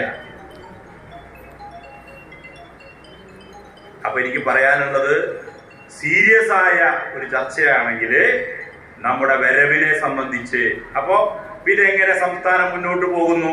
അത് മദ്യം ലോട്ടറി സിമ്പിൾ ആയിട്ട് കഴിഞ്ഞു. മദ്യം ലോട്ടറി മാത്രമാണോ കേരളത്തിന്റെ വരുമാനം? കർണാടകയിലെ മൊത്തം വരുമാനത്തിന്റെ 7 മദ്യം, മഹാരാഷ്ട്രയിൽ 8 മദ്യം, കേരളത്തിൽ 3. കർണാടകയുടെയും മഹാരാഷ്ട്രയുടെയും ഭൂവിസ്തൃതി എത്രയാ? കേരളത്തിന്റെ എത്രയാ? കണക്കൂട്ടിക്കോ. അപ്പൊ കേരളം ആർജിച്ച, ഞാൻ നേരത്തെ പറഞ്ഞ 2 ലക്ഷം കോടി രൂപയ്ക്ക് വരവും ചെലവും അവതരിപ്പിക്കാൻ കേരളം ആർജിച്ച് മുന്നോട്ടു പോയ നേട്ടങ്ങളെ ആ നിലയിൽ പ്രതിഫലിപ്പിക്കാൻ ഉതകുന്ന രീതിയിലുള്ള കിട്ടിക്കൊണ്ടിരിക്കുന്നതിലെ വരുത്തുന്ന തടസ്സം. നേരത്തെ കേന്ദ്രാവിഷ്കൃത പദ്ധതി നടപ്പാക്കണമെന്നുണ്ടെങ്കിൽ 80-20 അനുപാതമാണ്. ഇന്ത്യയിലെ നിലവിൽ നടന്നുകൊണ്ടിരിക്കുന്ന പദ്ധതികൾ തന്നെയാണ് മിക്കവാറും പുതിയ പേരിൽ കേരളത്തിലും ഇന്ത്യയിലും നടപ്പാക്കുന്ന കേന്ദ്രാവിഷ്കൃത പദ്ധതികൾ. ഇപ്പൊ 60-40 അനുപാതമാണ്. ആ പദ്ധതി സ്വീകരിക്കണമെന്നുണ്ടെങ്കിൽ മാത്രം നമ്മുടെ നീക്കിവെപ്പിന്റെ അളവ് 20-ൽ നിന്നും 40-ലേക്കായി. പരിപാടി സ്വീകരിക്കാതിരിക്കാൻ പറ്റുമോ? ഈ അധിക ചെലവില്ലേ? ഇന്ത്യയിലാകെ നേരത്തെ പറഞ്ഞു, പെൻഷൻ, സ്റ്റാറ്റ്യൂട്ടറി പെൻഷൻ നിർത്തി പങ്കാളിത്ത പെൻഷൻ കൊണ്ടുവന്നു. പങ്കാളിത്ത പെൻഷൻ എന്നത് തന്നെ ജീവനക്കാർ, പെൻഷൻകാരല്ല, ജീവനക്കാർ പൊരുതി നേടിയ അവകാശത്തെ തകർക്കല. ഒന്നും ചെയ്യാൻ കഴിഞ്ഞില്ല. ഇപ്പൊ പറയാ അത് പുനഃസ്ഥാപിച്ചിട്ടല്ലോ. കേരളം എന്ന് പറയുന്ന സംസ്ഥാനം സർവതന്ത്ര സ്വതന്ത്ര പരമാധികാര പ്രദേശമാണോ? ഇന്ത്യയുടെ ഭാഗമല്ലേ? ഇന്ത്യ ഗവൺമെന്റ് നടപ്പാക്കുന്ന നയങ്ങൾ നിങ്ങൾ ഇന്നത് നടപ്പാക്കിയില്ലെങ്കിൽ ഇന്നത് വെട്ടിക്കുറയ്ക്കുന്നു. ഇപ്പൊ കുറച്ചു ദിവസമായിട്ട് ആശാ വർക്കർമാരുടെ സമരവും അതുപോലെ തന്നെ നമ്മുടെ പിന്നെ ഉച്ച ഭക്ഷണം വയ്ക്കുന്ന ചേച്ചിമാരുടെ സമരമൊക്കെയാണ്. എന്താ വസ്തുത? യൂണിയൻ ഗവൺമെന്റിന്റെ സ്കീം പദ്ധതികളാണതല്ല. അവർ അതിനു വേണ്ടി നൽകുന്ന തുക എത്രയാ? കേരളത്തിൽ അതിനുവേണ്ടി കൂടുതൽ കൊടുക്കുന്ന തുക എത്രയാ? കേരളത്തില് 10,000 രൂപ കൊടുക്കുമ്പോ കേവലം 1000 രൂപ. എന്നിട്ട് ചോദിക്കാൻ അതിന്റെ കണക്ക് കൊടുത്തില്ല. എവിടെയെങ്കിലും ഉച്ചക്കഞ്ഞി നിന്നുണ്ടോ? ഉച്ചക്കഞ്ഞി അല്ലല്ലോ, ഉച്ചഭക്ഷണല്ലേ. അപ്പൊ ഒരു പ്രോഗ്രാം നടപ്പാക്കുമ്പോ ആ പ്രോഗ്രാമിന്റെ ഇംപ്ലിമെന്റേഷൻ, നടപ്പാക്കൽ പരിശോധിക്കാൻ സംവിധാനമുള്ളപ്പോ യാന്ത്രികമായി കണക്ക് കൊടുത്തില്ല എന്ന് ഉത്തരവാദിത്തപ്പെട്ട ഒരു മീഡിയ പ്രചരിപ്പിക്കുക. ഞാൻ ആമുഖമായിട്ട് പറഞ്ഞു, ഞാൻ പറഞ്ഞത് മനസ്സിലാവുന്ന ഒരു സദസ്സായതുകൊണ്ട് ഡിബേറ്റ് ആണെങ്കിൽ ഡിബേറ്റിന് ഞാൻ ഇരിക്കുന്നില്ലെങ്കിലും അഭിപ്രായ വ്യത്യാസം ഉണ്ടെങ്കിൽ വീണ്ടും ചർച്ച ചെയ്യാൻ മതി. അപ്പൊ എന്താ കാര്യം അറിയോ? കണക്ക് നേരെ വഴിയാ കൊടുത്തത്. ഇതെന്താ? മറ്റേ ജന്മി കുടിയാൻ ബന്ധാ. ഒരു സംസ്ഥാന ഗവൺമെന്റ് ഒരു കേന്ദ്രാവിഷ്കൃത പദ്ധതി കൃത്യമായി നടപ്പാക്കിയതിന്റെ കണക്ക് 2 ദിവസം വൈകി കാശ് തരില്ല. എന്താ? തറവാട്ട് സ്വത്താ. ഞാൻ പറയണത് നേരം വൈകിട്ടോ കണക്ക് കൊടുക്കാതെ ഒന്നല്ല. അങ്ങനെ പറയുന്ന കാര്യങ്ങൾ പൊതുജന മധ്യത്തിൽ അവതരിപ്പിക്കുമ്പോ എന്തോ കുറ്റകരമായ അനാസ്ഥയാണ് എന്ന് വരുത്തി തീർക്കുക. അപ്പൊ പണം തരാത്തതിനൊരു കുറ്റൂല്, സഹായിക്കാത്തതിനൊരു കുറ്റൂല് ഒന്നുമില്ല. അപ്പൊ ഞാൻ ഇവിടെ നിർത്തുകയാണ്. കേരളം എന്ന വാക്കുച്ചരിച്ചില്ല ഒരു മുഖ്യമന്ത്രിക്ക് ഞങ്ങൾ എന്താ ഇന്ത്യയിലല്ലേ എന്ന് ചോദിക്കേണ്ടി വരിക ഇതൊന്നും ഇവിടെ പ്രശ്നമല്ല. കേരളത്തില് വികസന പ്രവർത്തനങ്ങൾ നടക്കുന്നതിന്റെ ഭാഗമായി ഇപ്പോ വലിയ ചർച്ച നടക്കല്ലേ. എന്താണ്? പിന്നെ വ്യവസായ രംഗത്ത് കേരളത്തിലുണ്ടായ മാറ്റം. ഞാൻ ചർച്ചയിലേക്കൊന്നും പോകുന്നില്ല, ചർച്ച നടക്കട്ടെ നമുക്ക്. പക്ഷെ ഒരു കാര്യമുണ്ട്, എന്താ? ഇപ്പോ പെൻഷന് കുറച്ച് കാശ് തരാൻ കഴിയുകയും ഈ 1600 നിലനിർത്താൻ കഴിയുകയും ഇത് പരമാവധി കുടിശ്ശികയില്ലാതെ കൊണ്ടുപോവുകയും ഒന്നും നിർത്തില്ല എന്ന് പ്രഖ്യാപിക്കുകയും ചെയ്യുന്ന ഒരു സംവിധാനം ഉണ്ട്. ഇതെല്ലാം ലാഭകരമാക്കണം എന്ന് പറയുന്ന ഒരു സംവിധാനം അപ്പുറത്തുണ്ട്. ലാഭകരാക്കാൻ എളുപ്പം എന്താ? ഇത് നിർത്തുക. ആരും ചോദിക്കില്ല. ആരും ചോദിക്കണേ? ഒരാളും ചോദിക്കില്ല. നിങ്ങളുടെ റിപ്പോർട്ടിൽ ഒരു പോയിന്റ് ഉണ്ട്, ഡിവൈഡ് ചെയ്യുക. വർഗീയമായിട്ട് ഡിവൈഡ് ചെയ്താൽ പിന്നെ ആരും ചോദിക്കില്ലല്ലോ. അഭിപ്രായങ്ങളെ രാഷ്ട്രീയമായിട്ട് ഡിവൈഡ് ചെയ്താൽ പിന്നെ ആരും ചോദിക്കില്ലല്ലോ. അപ്പൊ വസ്തുതകളുടെ അടിസ്ഥാനത്തിൽ ഇനി ഇവിടെ ഇരിക്കുന്നവരെല്ലാം ഞാൻ പ്രതിദാനം ചെയ്യുന്ന നിയോജക മണ്ഡലത്തിലെ പിന്നെ പിന്നെ എന്താ പറയാ മനുഷ്യരാണല്ലോ, ഞാൻ ഉൾപ്പെടെ. 875 കോടി രൂപ കഴിഞ്ഞൊരു 3 കൊല്ലത്തിന്റെ ഇടയില് ഈ മണ്ഡലത്തിലേക്ക് ഭരണാനുമതിയായി ലഭിച്ചു എന്ന് ഞാൻ ഈ ഇരിക്കുന്ന സദസ്സിനോട് പറഞ്ഞാൽ മിനിമം ഒന്ന് കയ്യടിക്ക്.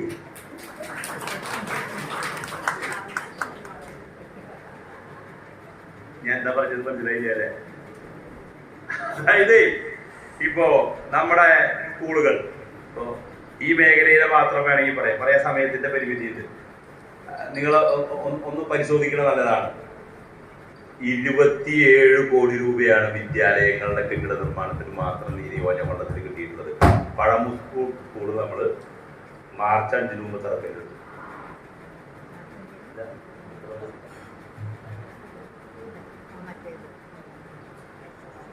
വടക്കാഞ്ചേരി നിയോജകമണ്ഡലത്തിലെ ടൂറിസം കേന്ദ്രങ്ങളിലൂടെ നമ്മുടെ പിന്നെ യൂണിയന്റെ ഒരു ഒരു ഒരു ഒരു ടൂറ് പരിപാടി സംഘടിപ്പിക്കണം എന്നുള്ള അഭിപ്രായം എനിക്കുള്ളത്. സ്ഥലങ്ങൾ ഞാൻ പറഞ്ഞുതരാം. വാഴാനി, പേരേപ്പാറ ഡാം, തൂമാനം ചോല, പിന്നെ നമ്മുടെ പിന്നെ ചാത്തഞ്ചിറ, ഇപ്പുറത്തേക്ക് എടുത്താൽ പത്താഴക്കുണ്ട്. അങ്ങോട്ട് കേൾക്കണ്ട, ശബ്ദം നല്ലോണം പത്താഴക്കുണ്ട്, ചെപ്പാറ, പട്ടായി വെള്ളച്ചാട്ടം, മിനിയൂട്ടി, മറ്റേ നമ്മുടെ പൂമല ഡാം, വെലങ്ങൻ കുന്ന്, നമ്മുടെ മനോഹരമായ കോൾപ്പടവുകൾ, ഇവിടേക്ക് എല്ലാം കൂടി ചേർന്ന് 20 കോടി രൂപയുടെ ഭരണാനുമതിയും അതിലെ 12 കോടി രൂപയുടെ പ്രവൃത്തി ആരംഭിക്കായിരുന്നു.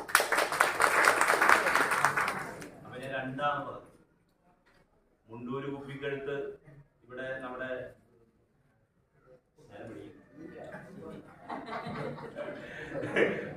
മുണ്ടൂര് കുപ്പിക്കടുത്ത് ബഹുമാനപ്പെട്ട നമ്മുടെ ജിമ്മി ചൂണ്ടൽ അദ്ദേഹത്തിന് അറിയാം. മുണ്ടൂര് കുപ്പിക്കടുത്ത് 96 കോടി രൂപയുടെ ഭരണാനുമതി, അത് റിവൈസ്ഡാണ്. ഇപ്പൊ ഓരോ കെട്ടിടത്തിനും എങ്ങനെ തുക നിശ്ചയിക്കാം എന്നത് സംബന്ധിച്ചുള്ള വാല്യുവേഷൻ എടുത്തുകൊണ്ടിരിക്കുകയാണ്. എന്ന് പറഞ്ഞാൽ കെട്ടിടത്തിന്റെ വാല്യുവേഷൻ എടുത്താൽ പിന്നെ ഭൂമിയുടെ വാല്യുവേഷൻ എടുക്കും. ഒരാൾക്ക് കൊടുക്കേണ്ട തുക നിശ്ചയിക്കും.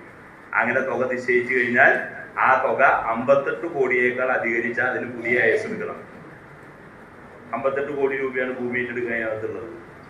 ഒറ്റ ചോദ്യം ചോദിക്കുന്നുള്ളൂ. ഈ 3 കൊല്ലത്തിന്റെ ഇടയിലാണ് ആ ഭൂമി ഏറ്റെടുക്കുന്നതിന് 6-1 നോട്ടിഫിക്കേഷൻ വന്നത്, 4-1 നോട്ടിഫിക്കേഷൻ വന്നത്, 11-1 നോട്ടിഫിക്കേഷൻ വന്നത്, സാമൂഹ്യാഘാത പ്രത്യാഘാതത്തിന്റെ പിന്നെ പഠന റിപ്പോർട്ട് വന്നത്. അതിന്റെ ഭാഗമായി ഈ പ്രക്രിയയിലേക്ക് എത്തിയത് 2013 ഭൂമി ഏറ്റെടുക്കൽ പ്രവർത്തനങ്ങളുടെ നിയമം അനുസരിച്ച് ഈ പ്രക്രിയ നടപ്പാക്കാൻ 6-1 നോട്ടിഫിക്കേഷൻ 7 മാസം, 4-1 4 മാസം. അങ്ങനെ ഞാൻ കൃത്യം കണക്കാണ് പറഞ്ഞത്. ഇതിനൊക്കെ സമയത്ത് മൊത്തം 2 കൊല്ലെടുക്കും ഒരു ഭൂമി ഏറ്റെടുക്കൽ പ്രക്രിയയുടെ ഘട്ടം ഘട്ടമായി മുന്നോട്ട് പോകണമെങ്കിൽ. ഇവിടെ 1.5 കൊല്ലക്കാലം പിന്നെ പഴയ അതിർത്തി പുതിയ അതിർത്തി നോക്കി നടക്കുകയാണ്. പുറമ്പോക്ക് അവിടെ ഉണ്ട്, പുറമ്പോക്ക് ടക്കാണ്. Resurvey, old survey. ഇപ്പോ അമല ആറോബി പിന്നെ പറഞ്ഞ മനസ്സിലായല്ലോ. നമ്മൾ ഇവിടെ കുപ്പിക്കഴുത്ത് അവസാനിപ്പിച്ചാലും അമലയുടെ അവിടുത്തെ ആറോബി കുപ്പിക്കഴുത്താണ്. അപ്പൊ അവിടെ ഒരു ലൈൻ കൂടി വേണം, റെയിൽവേ. ബഹുമാനപ്പെട്ട ബാലഗോപാല മിനിസ്റ്റർ കിഫ്ബിയിൽ നിന്ന് 7.5 കോടി രൂപ അനുവദിച്ചു. റൈസ് എന്ന് പറയുന്ന പ്രധാനപ്പെട്ട ഒരു ഏജൻസി, റെയിൽവേ എംപാനൽ ചെയ്ത ഏജൻസി എന്ത് ചെയ്തു? അതിന് പിന്നെ JAD, അതായത് പിന്നെ റെയിൽവേക്ക് സമർപ്പിക്കുന്നതിന് വേണ്ടിയുള്ള ഒരു DPR അത് തയ്യാറാക്കാൻ ഇവർക്ക് കഴിയൂ. അവരത് തയ്യാറാക്കി സമർപ്പിച്ചപ്പോഴാണ് അവർ അതിന്റെ അടിയിൽ കൂടെ മറ്റേ നമ്മുടെ ഗെയിൽ പൈപ്പ് കൊണ്ട് ഗ്യാസ് 15 മിനിറ്റ് താഴ്ചയിലാണ് ചർച്ച നടക്കുകയാണ്. അപ്പുറത്തെ ഭാഗമൊക്കെ ചർച്ച നടത്തി. ഇപ്പൊ റെയിൽവേ പറയുന്നത് അവരുടെ കയ്യിൽ നിന്ന് ഒരു അനുമതി മേടിച്ച് ഇത് ചെയ്യാൻ കഴിയുമോ എന്ന് ആലോചിക്കുകയാണ്. ഞാൻ പറയാൻ ശ്രമിച്ചത് അതിന്റെ ആന മേടിച്ചു, ഇനി തോട്ടിയുടെ കാര്യമുള്ളൂ, കാശ് പാസ്സായി എന്നതാണ്. ബാക്കി കാര്യം നടക്കണല്ലോ, റെയിൽവേക്ക് കൂടി ആവശ്യമാണ്. നാളെ അവർക്ക് പിന്നെ ഗുരുവായൂർക്ക് 2 ലൈനോ 3 ലൈനോ ഇടണമെന്നുണ്ടെങ്കിൽ അവർക്ക് എന്ത് വേണം? ഒരു സബ്സിസ്റ്റന്റ് സംവിധാനം വേണം. അപ്പൊ അവർ നിർബന്ധമായും വരും. ഞാൻ 1-2 ഉദാഹരണം പറഞ്ഞതാണ്. ഈ നിയോജക മണ്ഡലത്തിലെ കൊട്ടേക്കാട് മുതൽ മുണ്ടൂര് വരെ 12.5 കോടി BMNBC നിലവാരം. അവണൂര് മണിത്തറ മുതൽ മുണ്ടൂര് വരെ 7 കോടി BMNBC നിലവാരം. വളപ്പായ മെഡിക്കൽ കോളേജ് 1 കോടി BMNBC നിലവാരം. തിരൂരിൽ നിന്ന് ആട്ടൂരിലേക്ക് 5 കോടി BMNBC നിലവാരം. എടക്കളത്തൂർ റോഡ് 2 കോടി BMNBC നിലവാരം. പോന്നൂരിൽ നിന്നും പറപ്പൂരിലേക്ക് 2 കോടി BMNBC നിലവാരം. മുതുവറ മുതല് അമ്പലങ്കാവ് വരെ 2 റീച്ചായി 4 കോടി രൂപ BMNBC നിലവാരം. കുറ്റൂര് ചാമക്കാട് റോഡ് 2 കോടി രൂപ അനുവദിക്കുകയും 1 കോടി ആറിയോട് ഉൾപ്പെടെ 3 കോടി രൂപ. ആരെങ്കിലും കണക്കുകൂടണ്ട. കോളങ്ങാട്ടര കമ്പിപ്പാലം 6 കോടി രൂപ. തെക്കുംകരയിലെ പീച്ചിവാടാനി കോറിഡോർ 58 കോടി രൂപ. പുന്നമ്പറമ്പ് റോഡ് 7 കോടി രൂപ. പ്രിയപ്പെട്ടവരെ, 50 കോടി രൂപ ബജറ്റിന്റെയും 58 കോടി രൂപ കിഫ്ബിയുടെയുമായി ഈ നിയോജക മണ്ഡലത്തിൽ കഴിഞ്ഞ 3.5 കൊല്ലത്തിന്റെ ഇടയില് റോഡ് നിർമ്മാണത്തിന്റെ പദ്ധതികളുടെ പേരും തുകയും ഇവയെല്ലാം ടെൻഡറായി നിർമ്മാണ ഘട്ടത്തിൽ നിൽക്കുന്നു എന്നതാണ് എനിക്കറിയിക്കാറുള്ളത്. ഇനി ഞാൻ നിർത്തുക. ഞാൻ പറഞ്ഞ ഈ 875 കോടി രൂപയില് 565 കോടി രൂപയാണ് മെഡിക്കൽ കോളേജിൽ കിട്ടുന്നത്. ഇതുകൂടി ചേർത്ത് ഇനിയും കൂടും. അംബേദ്കർ ഗ്രാമം പദ്ധതി, കോൾപ്പടവുകളില് ഇതുമായി ബന്ധപ്പെട്ട് 221 കോടി രൂപ. കോൾപ്പടവ് എന്നൊക്കെ പറയുമ്പോ താടാക റെസ്റ്റാണ്. പൊന്നാനി തൃശ്ശൂർ കോട് എന്ന് പറഞ്ഞാൽ പിന്നെ എവിടേക്കത് പോണേന്ന് അറിയില്ല. വടക്കാഞ്ചേരി മണ്ഡലത്തില് പിടിച്ചു നമ്മൾ 21 കോടി റുപ്യയുടെ പ്രവൃത്തി ഇത്രയുണ്ട്, അതിൽ ഇത്ര സേവിങ്സ് ഉണ്ട്. അതിന്റെ ഭാഗമായി പഴമുക്ക് VCB, അതിന്റെ ഭാഗമായി 51 തറ പാലം, അതിന്റെ ഭാഗമായിട്ട് 16 കോളര VCB, അതിന്റെ ഭാഗമായിട്ട് പുഴയ്ക്കൽ റെഗുലേറ്റർ കം ബ്രിഡ്ജ്, അതിന്റെ ഭാഗമായിട്ട് ക്രൂയിസ്, അതിന്റെ ഭാഗമായിട്ട് കാടച്ചാല്, ലീഡിങ് ചാല്, ഇവിടെ നമ്മുടെ പിന്നെ കൈപ്പറമ്പില്. അപ്പൊ ഞാന് DDCക്ക് പോണം. DDCക്ക് പോകുന്നതെന്ന് വെച്ചാൽ ഈ പ്രവർത്തികളെ കൂടുതൽ ഊർജ്ജസ്വലമാക്കുന്നതിന് വേണ്ടി നമുക്കറിയാലോ കൊച്ചു കൊച്ചു തടസ്സങ്ങൾ ഉണ്ടാവും. ആ തടസ്സങ്ങൾ അവതരിപ്പിക്കുക, ഇടപെടുക.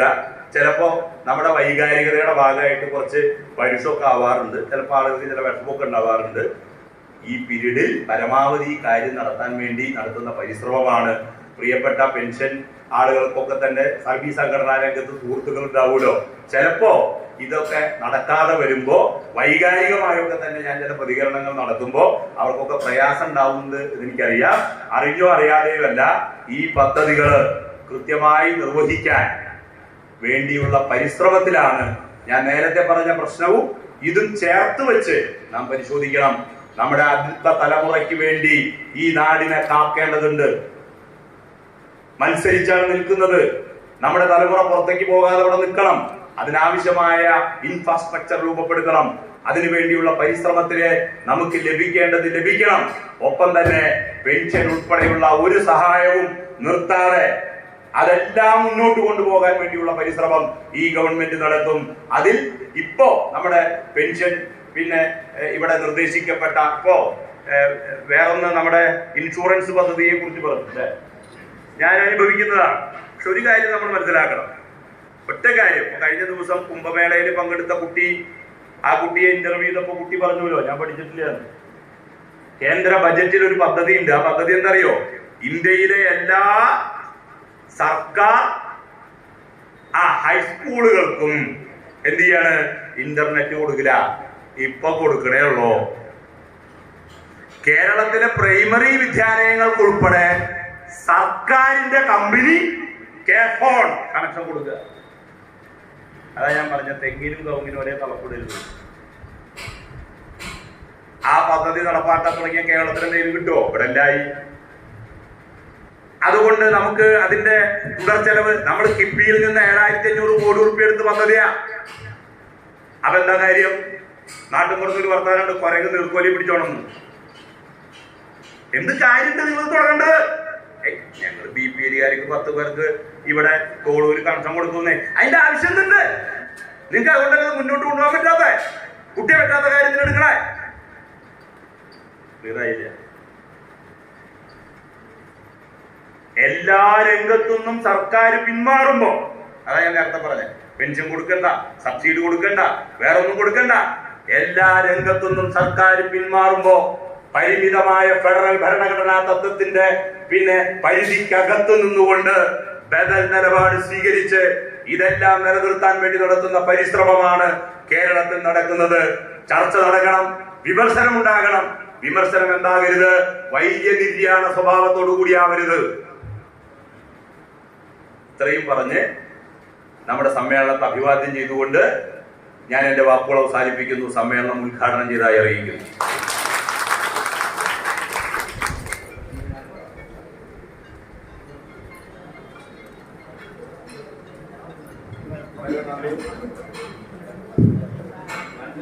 വളരെ നന്ദിയുണ്ട്.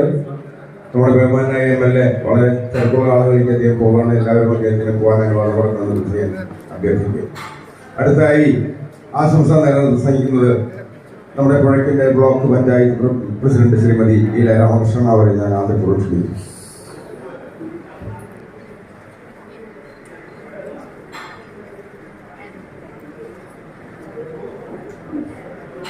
എല്ലാവർക്കും നമസ്കാരം. ഈ നല്ല യോഗത്തിന് അധ്യക്ഷ പദവി അലങ്കരിച്ചുകൊണ്ടിരിക്കുന്ന ഏറെ പ്രിയങ്കരനായ KSSPU-വിൻ്റെ പ്രസിഡന്റ് ബഹുമാനപ്പെട്ട കൊച്ചുമാത്ത് അവർ, അതുപോലെ തന്നെ ഈ യോഗത്തിൽ എത്തിച്ചേർന്ന ബഹുമാനിയായ തോളൂർ ഗ്രാമപഞ്ചായത്തിൻ്റെ പ്രസിഡന്റ് ശ്രീ കുഞ്ഞുണ്ണി അവർ, ബഹുമാനായ ജില്ലാ പഞ്ചായത്തിൻ്റെ ആരാധനായ മെമ്പർ ശ്രീ ജിമ്മി ചൂണ്ടൽ, അതുപോലെ തന്നെ പുഴയ്ക്കൽ ബ്ലോക്ക് പഞ്ചായത്തിൻ്റെ മുൻ പ്രസിഡന്റും മെമ്പർ കൂടിയായ ആനി ജോസ്, വികസന സ്റ്റാൻഡിംഗ് കമ്മിറ്റി ചെയർപേഴ്സൺ തോളൂർ ഗ്രാമപഞ്ചായത്തിൻ്റെ ഷീന വിൽസൺ അവർ, അതുപോലെ തന്നെ KSSPU-വിൻ്റെ ബഹുമാനപ്പെട്ട കമ്മിറ്റി മെമ്പർമാർ, ബ്ലോക്ക് ഭാരവാഹികൾ, അതുപോലെ തന്നെ ജില്ലാ ഭാരവാഹികൾ, പ്രിയങ്കരായ മെമ്പർമാരെ, എൻ്റെ പ്രിയ സഹോദരന്മാരെ, ഇന്ന് നമ്മളിവിടെ 33ാം വാർഷികമാണ് ഇവിടെ ആഘോഷിച്ചു കൊണ്ടിരിക്കുന്നത്. നമുക്കറിയാം 1992 രാഷ്ട്രീയത്തിൻ്റെ കൊടി നോക്കാതെ, പാർട്ടിയുടെ കൊടി നോക്കാതെ എല്ലാവരെയും സംഘടിപ്പിച്ചുകൊണ്ട് ഒരു സംഘടന രൂപീകരിച്ചതാണ് ഈ KSSBU. ഇതിൻ്റെ വളർച്ചയിൽ രാഷ്ട്രീയമില്ല, കൊടിക്ക് കളറില്ല. എല്ലാവരും ഒരേ മനസ്സോടെ നിരവധി സമരങ്ങളിലൂടെ എടുത്ത ഈ ആനുകൂല്യങ്ങളും അതുപോലെ തന്നെ ഈ സംഘടനയുടെ പ്രവർത്തനവും മുന്നേറിക്കൊണ്ടിരിക്കുകയാണ്. എങ്കിലും കഴിഞ്ഞ ബ്ലോക്ക് തല KSBUവിൻ്റെ ഈ യോഗം ഉദ്ഘാടനം ചെയ്തത് ഞാനായിരുന്നു. അന്ന് നമ്മൾ പറഞ്ഞത്, അല്ലെങ്കിൽ നമ്മൾ ആവശ്യപ്പെട്ടത്, നമുക്ക് കിട്ടേണ്ടതായ 2 വർഷത്തിലധികമായി കിട്ടേണ്ടതായ പെൻഷൻ പലതും പിടിച്ചു വെച്ചിട്ടുള്ളതും ഒക്കെ നമ്മൾ സംസാരിച്ചു കഴിഞ്ഞതാണ്. ഇനിയും അത് നമ്മൾക്ക് കിട്ടിയിട്ടില്ല. അന്ന് ഞാൻ പറഞ്ഞൊരു കാര്യം ഞാൻ ആലോചിക്കുകയാണ്. നമ്മൾ പലതും നേടിയെടുത്തത് സമരമുറകളിലൂടെയാണ്. സർക്കാരിനൊപ്പം, സർക്കാരിൻ്റെ ഏത് ആപൽഘട്ടങ്ങളിലും താങ്ങായി നിന്ന് തളരാതെ കാത്തു സൂക്ഷിച്ച 2018 മുതലുണ്ടായ പ്രളയം, അതിനുശേഷം നമുക്ക് നേരിടേണ്ടി വന്ന വീണ്ടും ഒരു പ്രളയം കൂടി, അതിനുശേഷം നമ്മൾ അഭിമുഖീകരിച്ച കൊറോണ ടൈം, അതുപോലെ തന്നെ വീണ്ടും നമുക്ക് ഇപ്പോൾ ചൂരൽമലയുടെ വയനാട്ടിലെ ദുരന്തം വരെ എത്തി നിൽക്കുമ്പോൾ നിങ്ങളെല്ലാവരും കൊച്ചു കൊച്ചു പെൻഷനിൽ നിന്ന് രൂപീകരിച്ച സംഖ്യ എടുത്തുകൊണ്ടാണ് നമ്മൾ അന്ന് താങ്ങായി, സർക്കാരിനൊരു കൈ താങ്ങായി നിങ്ങൾ നിന്നു എന്ന് നമുക്കറിയാം. നമ്മൾ രൂപീകരിച്ച ഓരോ പൈസയും നമ്മൾ കൊടുക്കുമ്പോൾ നമ്മുടെ നാടിൻ്റെ നന്മയ്ക്ക് വേണ്ടി, നമ്മുടെ നാട്ടിലെ പ്രിയ സഹോദരങ്ങൾക്ക് വേണ്ടി, അവരുടെ ജീവൻ രക്ഷിക്കാൻ എന്ന രീതിയിലാണ് നമ്മളുടെ കൊച്ചു സമ്പാദ്യമെല്ലാം നമ്മൾ അതിനുവേണ്ടി ചെലവഴിച്ചത്. പക്ഷേ ഇപ്പോഴും ഇന്നും നമ്മുടെ സർവീസിലിരിക്കുമ്പോൾ നിരവധി പ്രയാസങ്ങളിലൂടെ വീടും കുടുംബവും കൊച്ചുമക്കളെ നോക്കാൻ കഴിയാതെയും ഒക്കെ ഓടി നടന്ന് ജോലി ചെയ്ത് സർവീസിൽ നിന്ന് വിരമിച്ചു. ഇന്ന് നമ്മൾ രോഗബാധിതരായി കിടക്കുന്നു. വാർദ്ധക്യ സഹജമായ അസുഖമായാലും നമുക്ക് ട്രീറ്റ്മെന്റിന് ഒട്ടനവധി പൈസ ചെലവുണ്ട്. കൊച്ചുമക്കളുടെ വിവാഹ കാര്യങ്ങൾ, അവരുടെ വിദ്യാഭ്യാസ കാര്യങ്ങൾ, അങ്ങനെ നോക്കുമ്പോൾ ഒരു കുടുംബത്തിൻ്റെ സാമ്പത്തിക വരുമാനം എത്രയായാലും നമുക്ക് അത് ഊട്ടിയുറപ്പിക്കാൻ കഴിയാത്തൊരവസ്ഥയിലൂടെയാണ് നമ്മൾ ഇന്ന് നീങ്ങിക്കൊണ്ടിരിക്കുന്നത്. എനിക്ക് പറയാനുള്ളത്, എന്തെല്ലാം പ്രയാസങ്ങൾ നമ്മുടെ സർക്കാരിനോ മറ്റുള്ളവർക്കും ഉണ്ടെങ്കിലും ഒരു കാലത്ത് നാടിൻ്റെ ജനസേവനവും അതുപോലെ തന്നെ ജനങ്ങൾക്ക് വേണ്ടി നിലകൊണ്ട് ഓരോ സർവീസിൽ നിന്നും വിരമിച്ച ഈ പ്രിയപ്പെട്ട സഹോദരന്മാർക്ക് കിട്ടേണ്ട ആനുകൂല്യം വീണ്ടും ഒന്നിച്ചു നിന്ന് ഒറ്റക്കെട്ടായി മുൻകാലങ്ങളിലെ പോലെ നമുക്ക് ഇവിടെ രാഷ്ട്രീയമില്ല, അതുപോലെ തന്നെ കൊടികളുടെ നിറമില്ല, നമുക്ക് നേടിയെടുക്കേണ്ട ആനുകൂല്യങ്ങൾ ഒന്നിച്ചു നിന്ന് പോരാടിക്കൊണ്ട് ഇനിയും നമ്മൾ മുന്നോട്ട് പോകണം. അങ്ങനെ ചെയ്തെങ്കിൽ മാത്രമാണ് നമ്മുടെ കിട്ടേണ്ടതായ ആനുകൂല്യം. നമ്മുടെ ഗുരുദേവൻ പറഞ്ഞതുപോലെ സംഘടിക്കുക, ശക്തരാകുക എന്ന് പറഞ്ഞ പോലെ തന്നെ ഈ സംഘടിച്ച് ശക്തരായിക്കൊണ്ട് തന്നെ ഈ പെൻഷൻ KSSBUവിൻ്റെ സംഘടനയ്ക്ക് ഇനി കിട്ടേണ്ടതായ ആനുകൂല്യം നേടിയെടുക്കാൻ സർവേശ്വരൻ അനുഗ്രഹിക്കട്ടെ. ഓരോ ദിവസവും ഇന്ന് കണ്ടവരെ നാളെ കാണാതിരിക്കുന്ന ഈ കാലഘട്ടത്തിൽ നമ്മുടെ കുടിശ്ശിക എന്ന് കിട്ടും, അല്ലെങ്കിൽ നമുക്ക് ബാലൻസ് നിൽക്കുന്ന ഏത് ഫണ്ടുകളായാലും ആനുകൂല്യങ്ങളായാലും എന്ന് കിട്ടുമെന്ന് ഓരോ ദിവസവും ഒന്നുകിൽ പോസ്റ്റ്മാനെ കാത്ത് കഴിയുന്ന ഓരോരുത്തരുമാണ് നമ്മളിൽ ഇന്നിരിക്കുന്നത്. നമുക്ക് കിട്ടാതെ വരുമ്പോൾ ഇന്നും നാളെയും കിട്ടുമെന്ന പ്രതീക്ഷയോടെ മുന്നോട്ട് പോകുമ്പോൾ നമ്മൾ ഓരോരുത്തരും നമ്മളിൽ നിന്ന് വിട പറഞ്ഞു പോകുമ്പോൾ അവരുടെ മനസ്സിലുണ്ടാകുന്ന ആ വിഷമം ഒരു കാലത്തും നമുക്ക് മാറ്റിയെടുക്കാൻ കഴിയില്ല.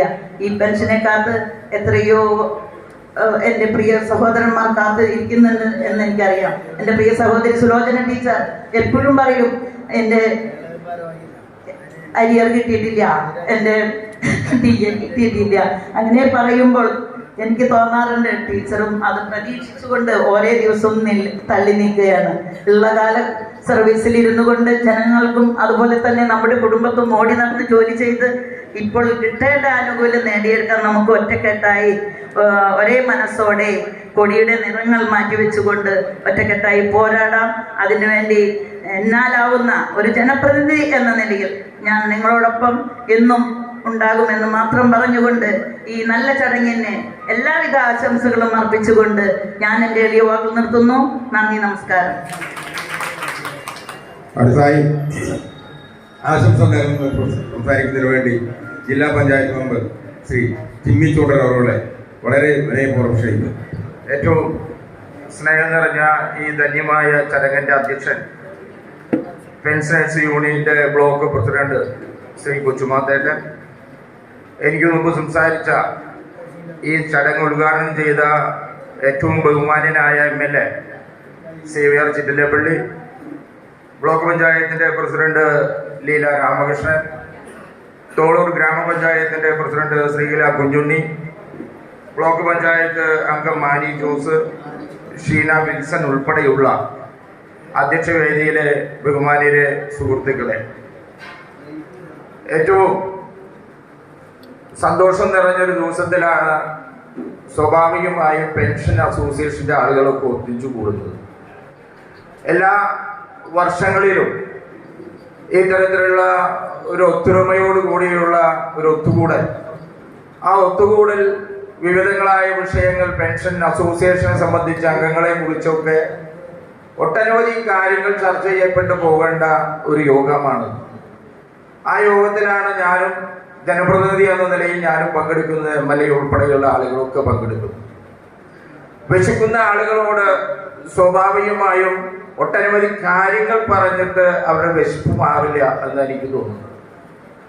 ഒട്ടനവധി കാര്യങ്ങൾ പെൻഷനായി ബന്ധപ്പെട്ട് നിൽക്കുന്ന ആളുകൾക്കുണ്ട്.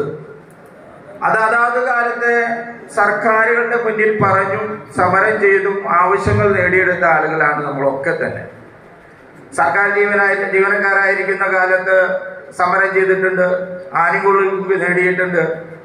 പെൻഷനായ കാലഘട്ടങ്ങളിലും അവരുടെ ആനുകൂല്യങ്ങൾക്ക് വേണ്ടി സമരങ്ങൾ ചെയ്തിട്ടുണ്ട്. ആ സമരം ചെയ്യുമ്പോഴാണ് സർക്കാരുകൾക്ക് പെൻഷൻകാരുണ്ട്, അവരുടെ ആവശ്യങ്ങളുണ്ട് എന്ന് ബോധ്യപ്പെടുക. ന്യായമായ ആവശ്യങ്ങൾ അതാത് കാലഘട്ടങ്ങളിലുള്ള എല്ലാ സർക്കാരുകളും കൃത്യമായി ആ ആവശ്യങ്ങളൊക്കെ പരിഗണിച്ചിട്ടുണ്ട്. എല്ലാ കാര്യങ്ങളും എല്ലാ കാലഘട്ടങ്ങളിലും ചെയ്യാൻ അതാത് കാലത്തെ സർക്കാരുകൾക്ക് കഴിഞ്ഞിട്ടുണ്ടാവില്ല.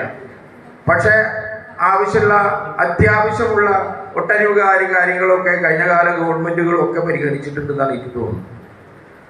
കഴിഞ്ഞ 9 വർഷക്കാലത്തെ കഥകളാണ് നമ്മുടെ ബഹുമാനനായ MLA അവിടെ സൂചിപ്പിച്ചത്. സ്വാഭാവികമായും 9 വർഷക്കാലവും മാത്രമല്ല നമ്മൾ ചർച്ച ചെയ്യപ്പെടേണ്ടത്.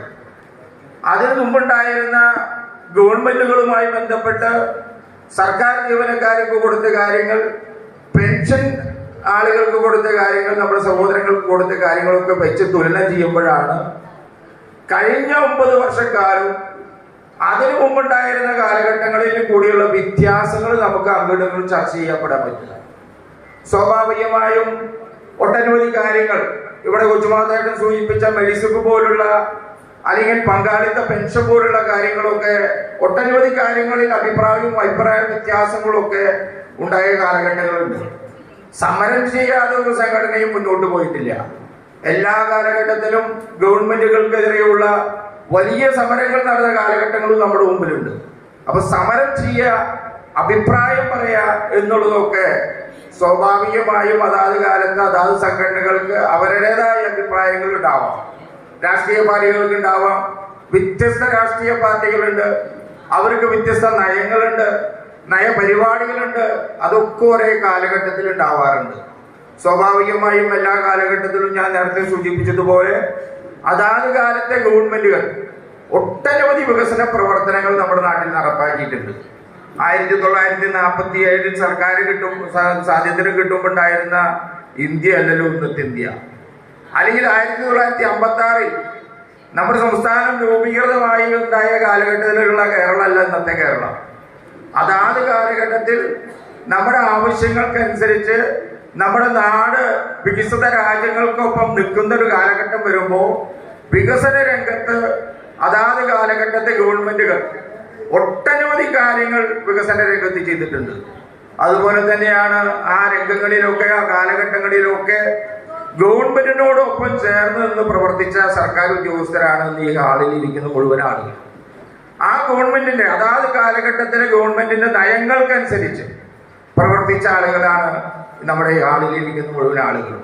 അതിൽ അധ്യാപകരുണ്ടാവാം, റവന്യൂ ഡിപ്പാർട്ട്മെന്റിൽ ജോലി ചെയ്ത ആളുകളുണ്ടാവാം, പോലീസ് ഡിപ്പാർട്ട്മെന്റിൽ ജോലി ചെയ്ത ആളുകളുണ്ടാവാം, ആരോഗ്യ വകുപ്പിൽ ജോലി ചെയ്ത ആളുകളുണ്ടാവാം.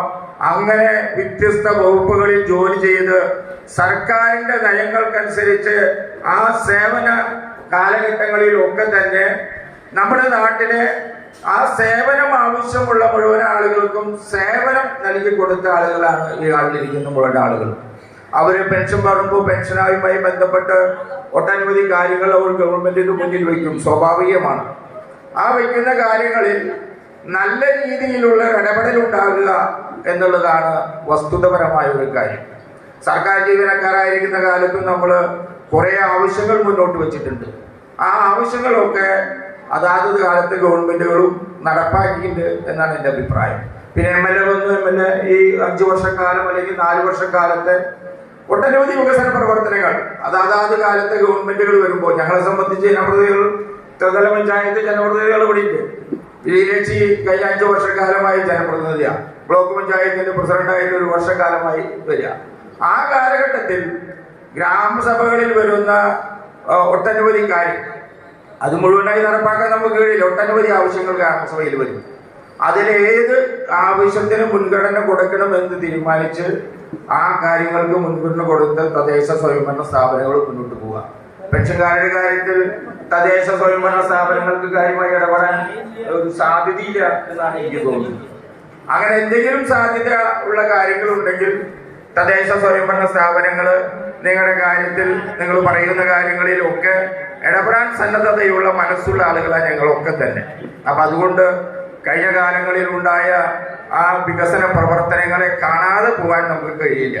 നമ്മുടെ നാട് ഈ കഴിഞ്ഞ 9 വർഷത്തിന് മുമ്പുണ്ടായിരുന്ന കേരളവും ഈ 9 വർഷമുണ്ടായ കേരളവും അതുപോലെ തന്നെ മറ്റ് സംസ്ഥാനങ്ങളിൽ നടന്ന വികസന പ്രവർത്തനങ്ങളും മറ്റ് സംസ്ഥാനങ്ങളിലെ വികസന പ്രവർത്തനങ്ങളും നമ്മുടെ വികസന പ്രവർത്തനങ്ങളും ഒക്കെ ഒരു തട്ടിച്ചു നോക്കാനുള്ള ഒരു അവസരം നമുക്ക് ഉണ്ടാവണം. അപ്പോഴാണ് നമ്മുടെ നാടും മറ്റു നാടുകളും അല്ലെങ്കിൽ നമ്മുടെ രാഷ്ട്രവും മറ്റു ലോകരാഷ്ട്രങ്ങളും തമ്മിലുള്ള വ്യത്യാസം നമുക്ക് മനസ്സിലാക്കാൻ കഴിയാം. അതുകൊണ്ട് തന്നെ കുറെ സാമ്പത്തിക പ്രശ്നങ്ങളും ബുദ്ധിമുട്ടുകളും ഒക്കെ നമുക്കുണ്ട്, നമ്മുടെ സംസ്ഥാനങ്ങൾക്ക് ഉണ്ടായിട്ടുണ്ട്. അതാത് കാലഘട്ടത്തിൽ സംസ്ഥാനങ്ങൾക്ക് ഉണ്ടായിട്ടുണ്ട്. കുറെ സാമ്പത്തിക പ്രശ്നങ്ങളൊക്കെ എല്ലാ കാലഘട്ടത്തിലെ സംസ്ഥാന സർക്കാരുകളും അനുഭവിക്കുന്ന ഒരു വിഷയങ്ങളാണ്. അങ്ങനെ വരുന്ന കാലഘട്ടത്തിലും സർക്കാർ ജീവനക്കാരെയും പെൻഷൻ അസോസിയേഷന്റെ ആളുകളെയും അത് പെൻഷൻ പറ്റിയ ജീവനക്കാരെയും ഒക്കെ ചേർത്ത് നിർത്തിയ സർക്കാരുകൾ നമുക്കുണ്ടായിട്ടുണ്ട്. അങ്ങനെ കണ്ണടച്ചിരുട്ടാക്കി ഒരു സംസ്ഥാന സർക്കാരുകളും അല്ലെങ്കിൽ കഴിഞ്ഞ കാലങ്ങളിലെ സംസ്ഥാന സർക്കാരുകളും ഒന്നും ചെയ്യാത്തവരാണ് എന്ന ധ്വനിയിൽ സംസാരിക്കുന്നത് ഒരു നീതികേടായിട്ട് എനിക്ക് തോന്നുന്നു. എല്ലാ കാലഘട്ടത്തിലും സംസ്ഥാന സർക്കാരും പെൻഷൻകാരോട് നല്ല സമീപനം സ്വീകരിച്ച ആളുകളാണ്, സർക്കാർ ജീവനക്കാരോട് നല്ല സമീപനം സ്വീകരിച്ച ആളുകളാണ്. അവരൊക്കെ മോശക്കാരാണ്, ഞങ്ങൾ മാത്രമാണ് അല്ലെങ്കിൽ ഈ കാലഘട്ടത്തിലുള്ള സർക്കാരുകൾ മാത്രമാണ് അങ്ങനെ പെൻഷൻകാരെയും സർക്കാർ ജീവനക്കാരെയും ചേർത്ത് നിർത്തിയിട്ടുള്ളൂ എന്ന മനോഭാവത്തോടു കൂടി പോകുന്നത് ശരിയായൊരു കാര്യമായി എനിക്ക് തോന്നിയിട്ടില്ല. വികസന പ്രവർത്തനങ്ങളൊക്കെ എല്ലാ കാലഘട്ടത്തിലും അതാത് സർക്കാരുകളുടെ കാലത്ത് അതാത് MLA-മാരുടെ കാലങ്ങളിലൊക്കെ നടക്കുന്ന ഒരു കാര്യമാണ്. പിന്നെ പെൻഷൻകാരുടെ ഒട്ടനവധി ആവശ്യങ്ങൾ നമ്മുടെ മുമ്പിലുണ്ട്. ആ ആവശ്യങ്ങളിൽ എന്തെല്ലാം ഈ സർക്കാർ സ്വീകരിച്ചു എന്നതിനെ കുറിച്ച് ഒരു ചർച്ച ആവശ്യമുണ്ട്. പെൻഷൻകാരുടെ യോഗത്തിൽ പെൻഷൻകാരുടെ ആവശ്യങ്ങളെ കുറിച്ച് നമുക്ക് സംസാരിക്കേണ്ടതായിട്ട് വരും, സ്വാഭാവികമാണ്. പെൻഷൻകാരുടെ ആവശ്യങ്ങൾ അവർ പറയും, അതൊക്കെ ആ ആവശ്യങ്ങളിലൊക്കെ അനുഭാവപൂർവമായ ഒരു പരിഗണന കൊടുത്ത് അത്തരം കാര്യങ്ങളിൽ അവർക്ക് വേണ്ട നല്ല സമീപനത്തോടു കൂടി അവരുടെ ആവശ്യങ്ങളിൽ കാണണം എന്ന് മാത്രം സൂചിപ്പിച്ചുകൊണ്ട് ഈ പെൻഷൻ അസോസിയേഷൻ ബ്ലോക്ക് വാർഷിക യോഗത്തിന് എല്ലാവിധ ആശംസകളും അർപ്പിച്ച് ഞാൻ നിർത്തുന്നു. നമസ്കാരം ചെയ്യും. ഞാനും ലീലേച്ചി അതുപോലെ തന്നെ തോളൂർ പഞ്ചായത്തിന്റെ പ്രസിഡന്റും ഞങ്ങളുടെ പാർട്ടിയുടെ ഒരു ഉത്തരവാദപ്പെട്ട യോഗം തൃശ്ശൂർ നടക്കുകയാണ്.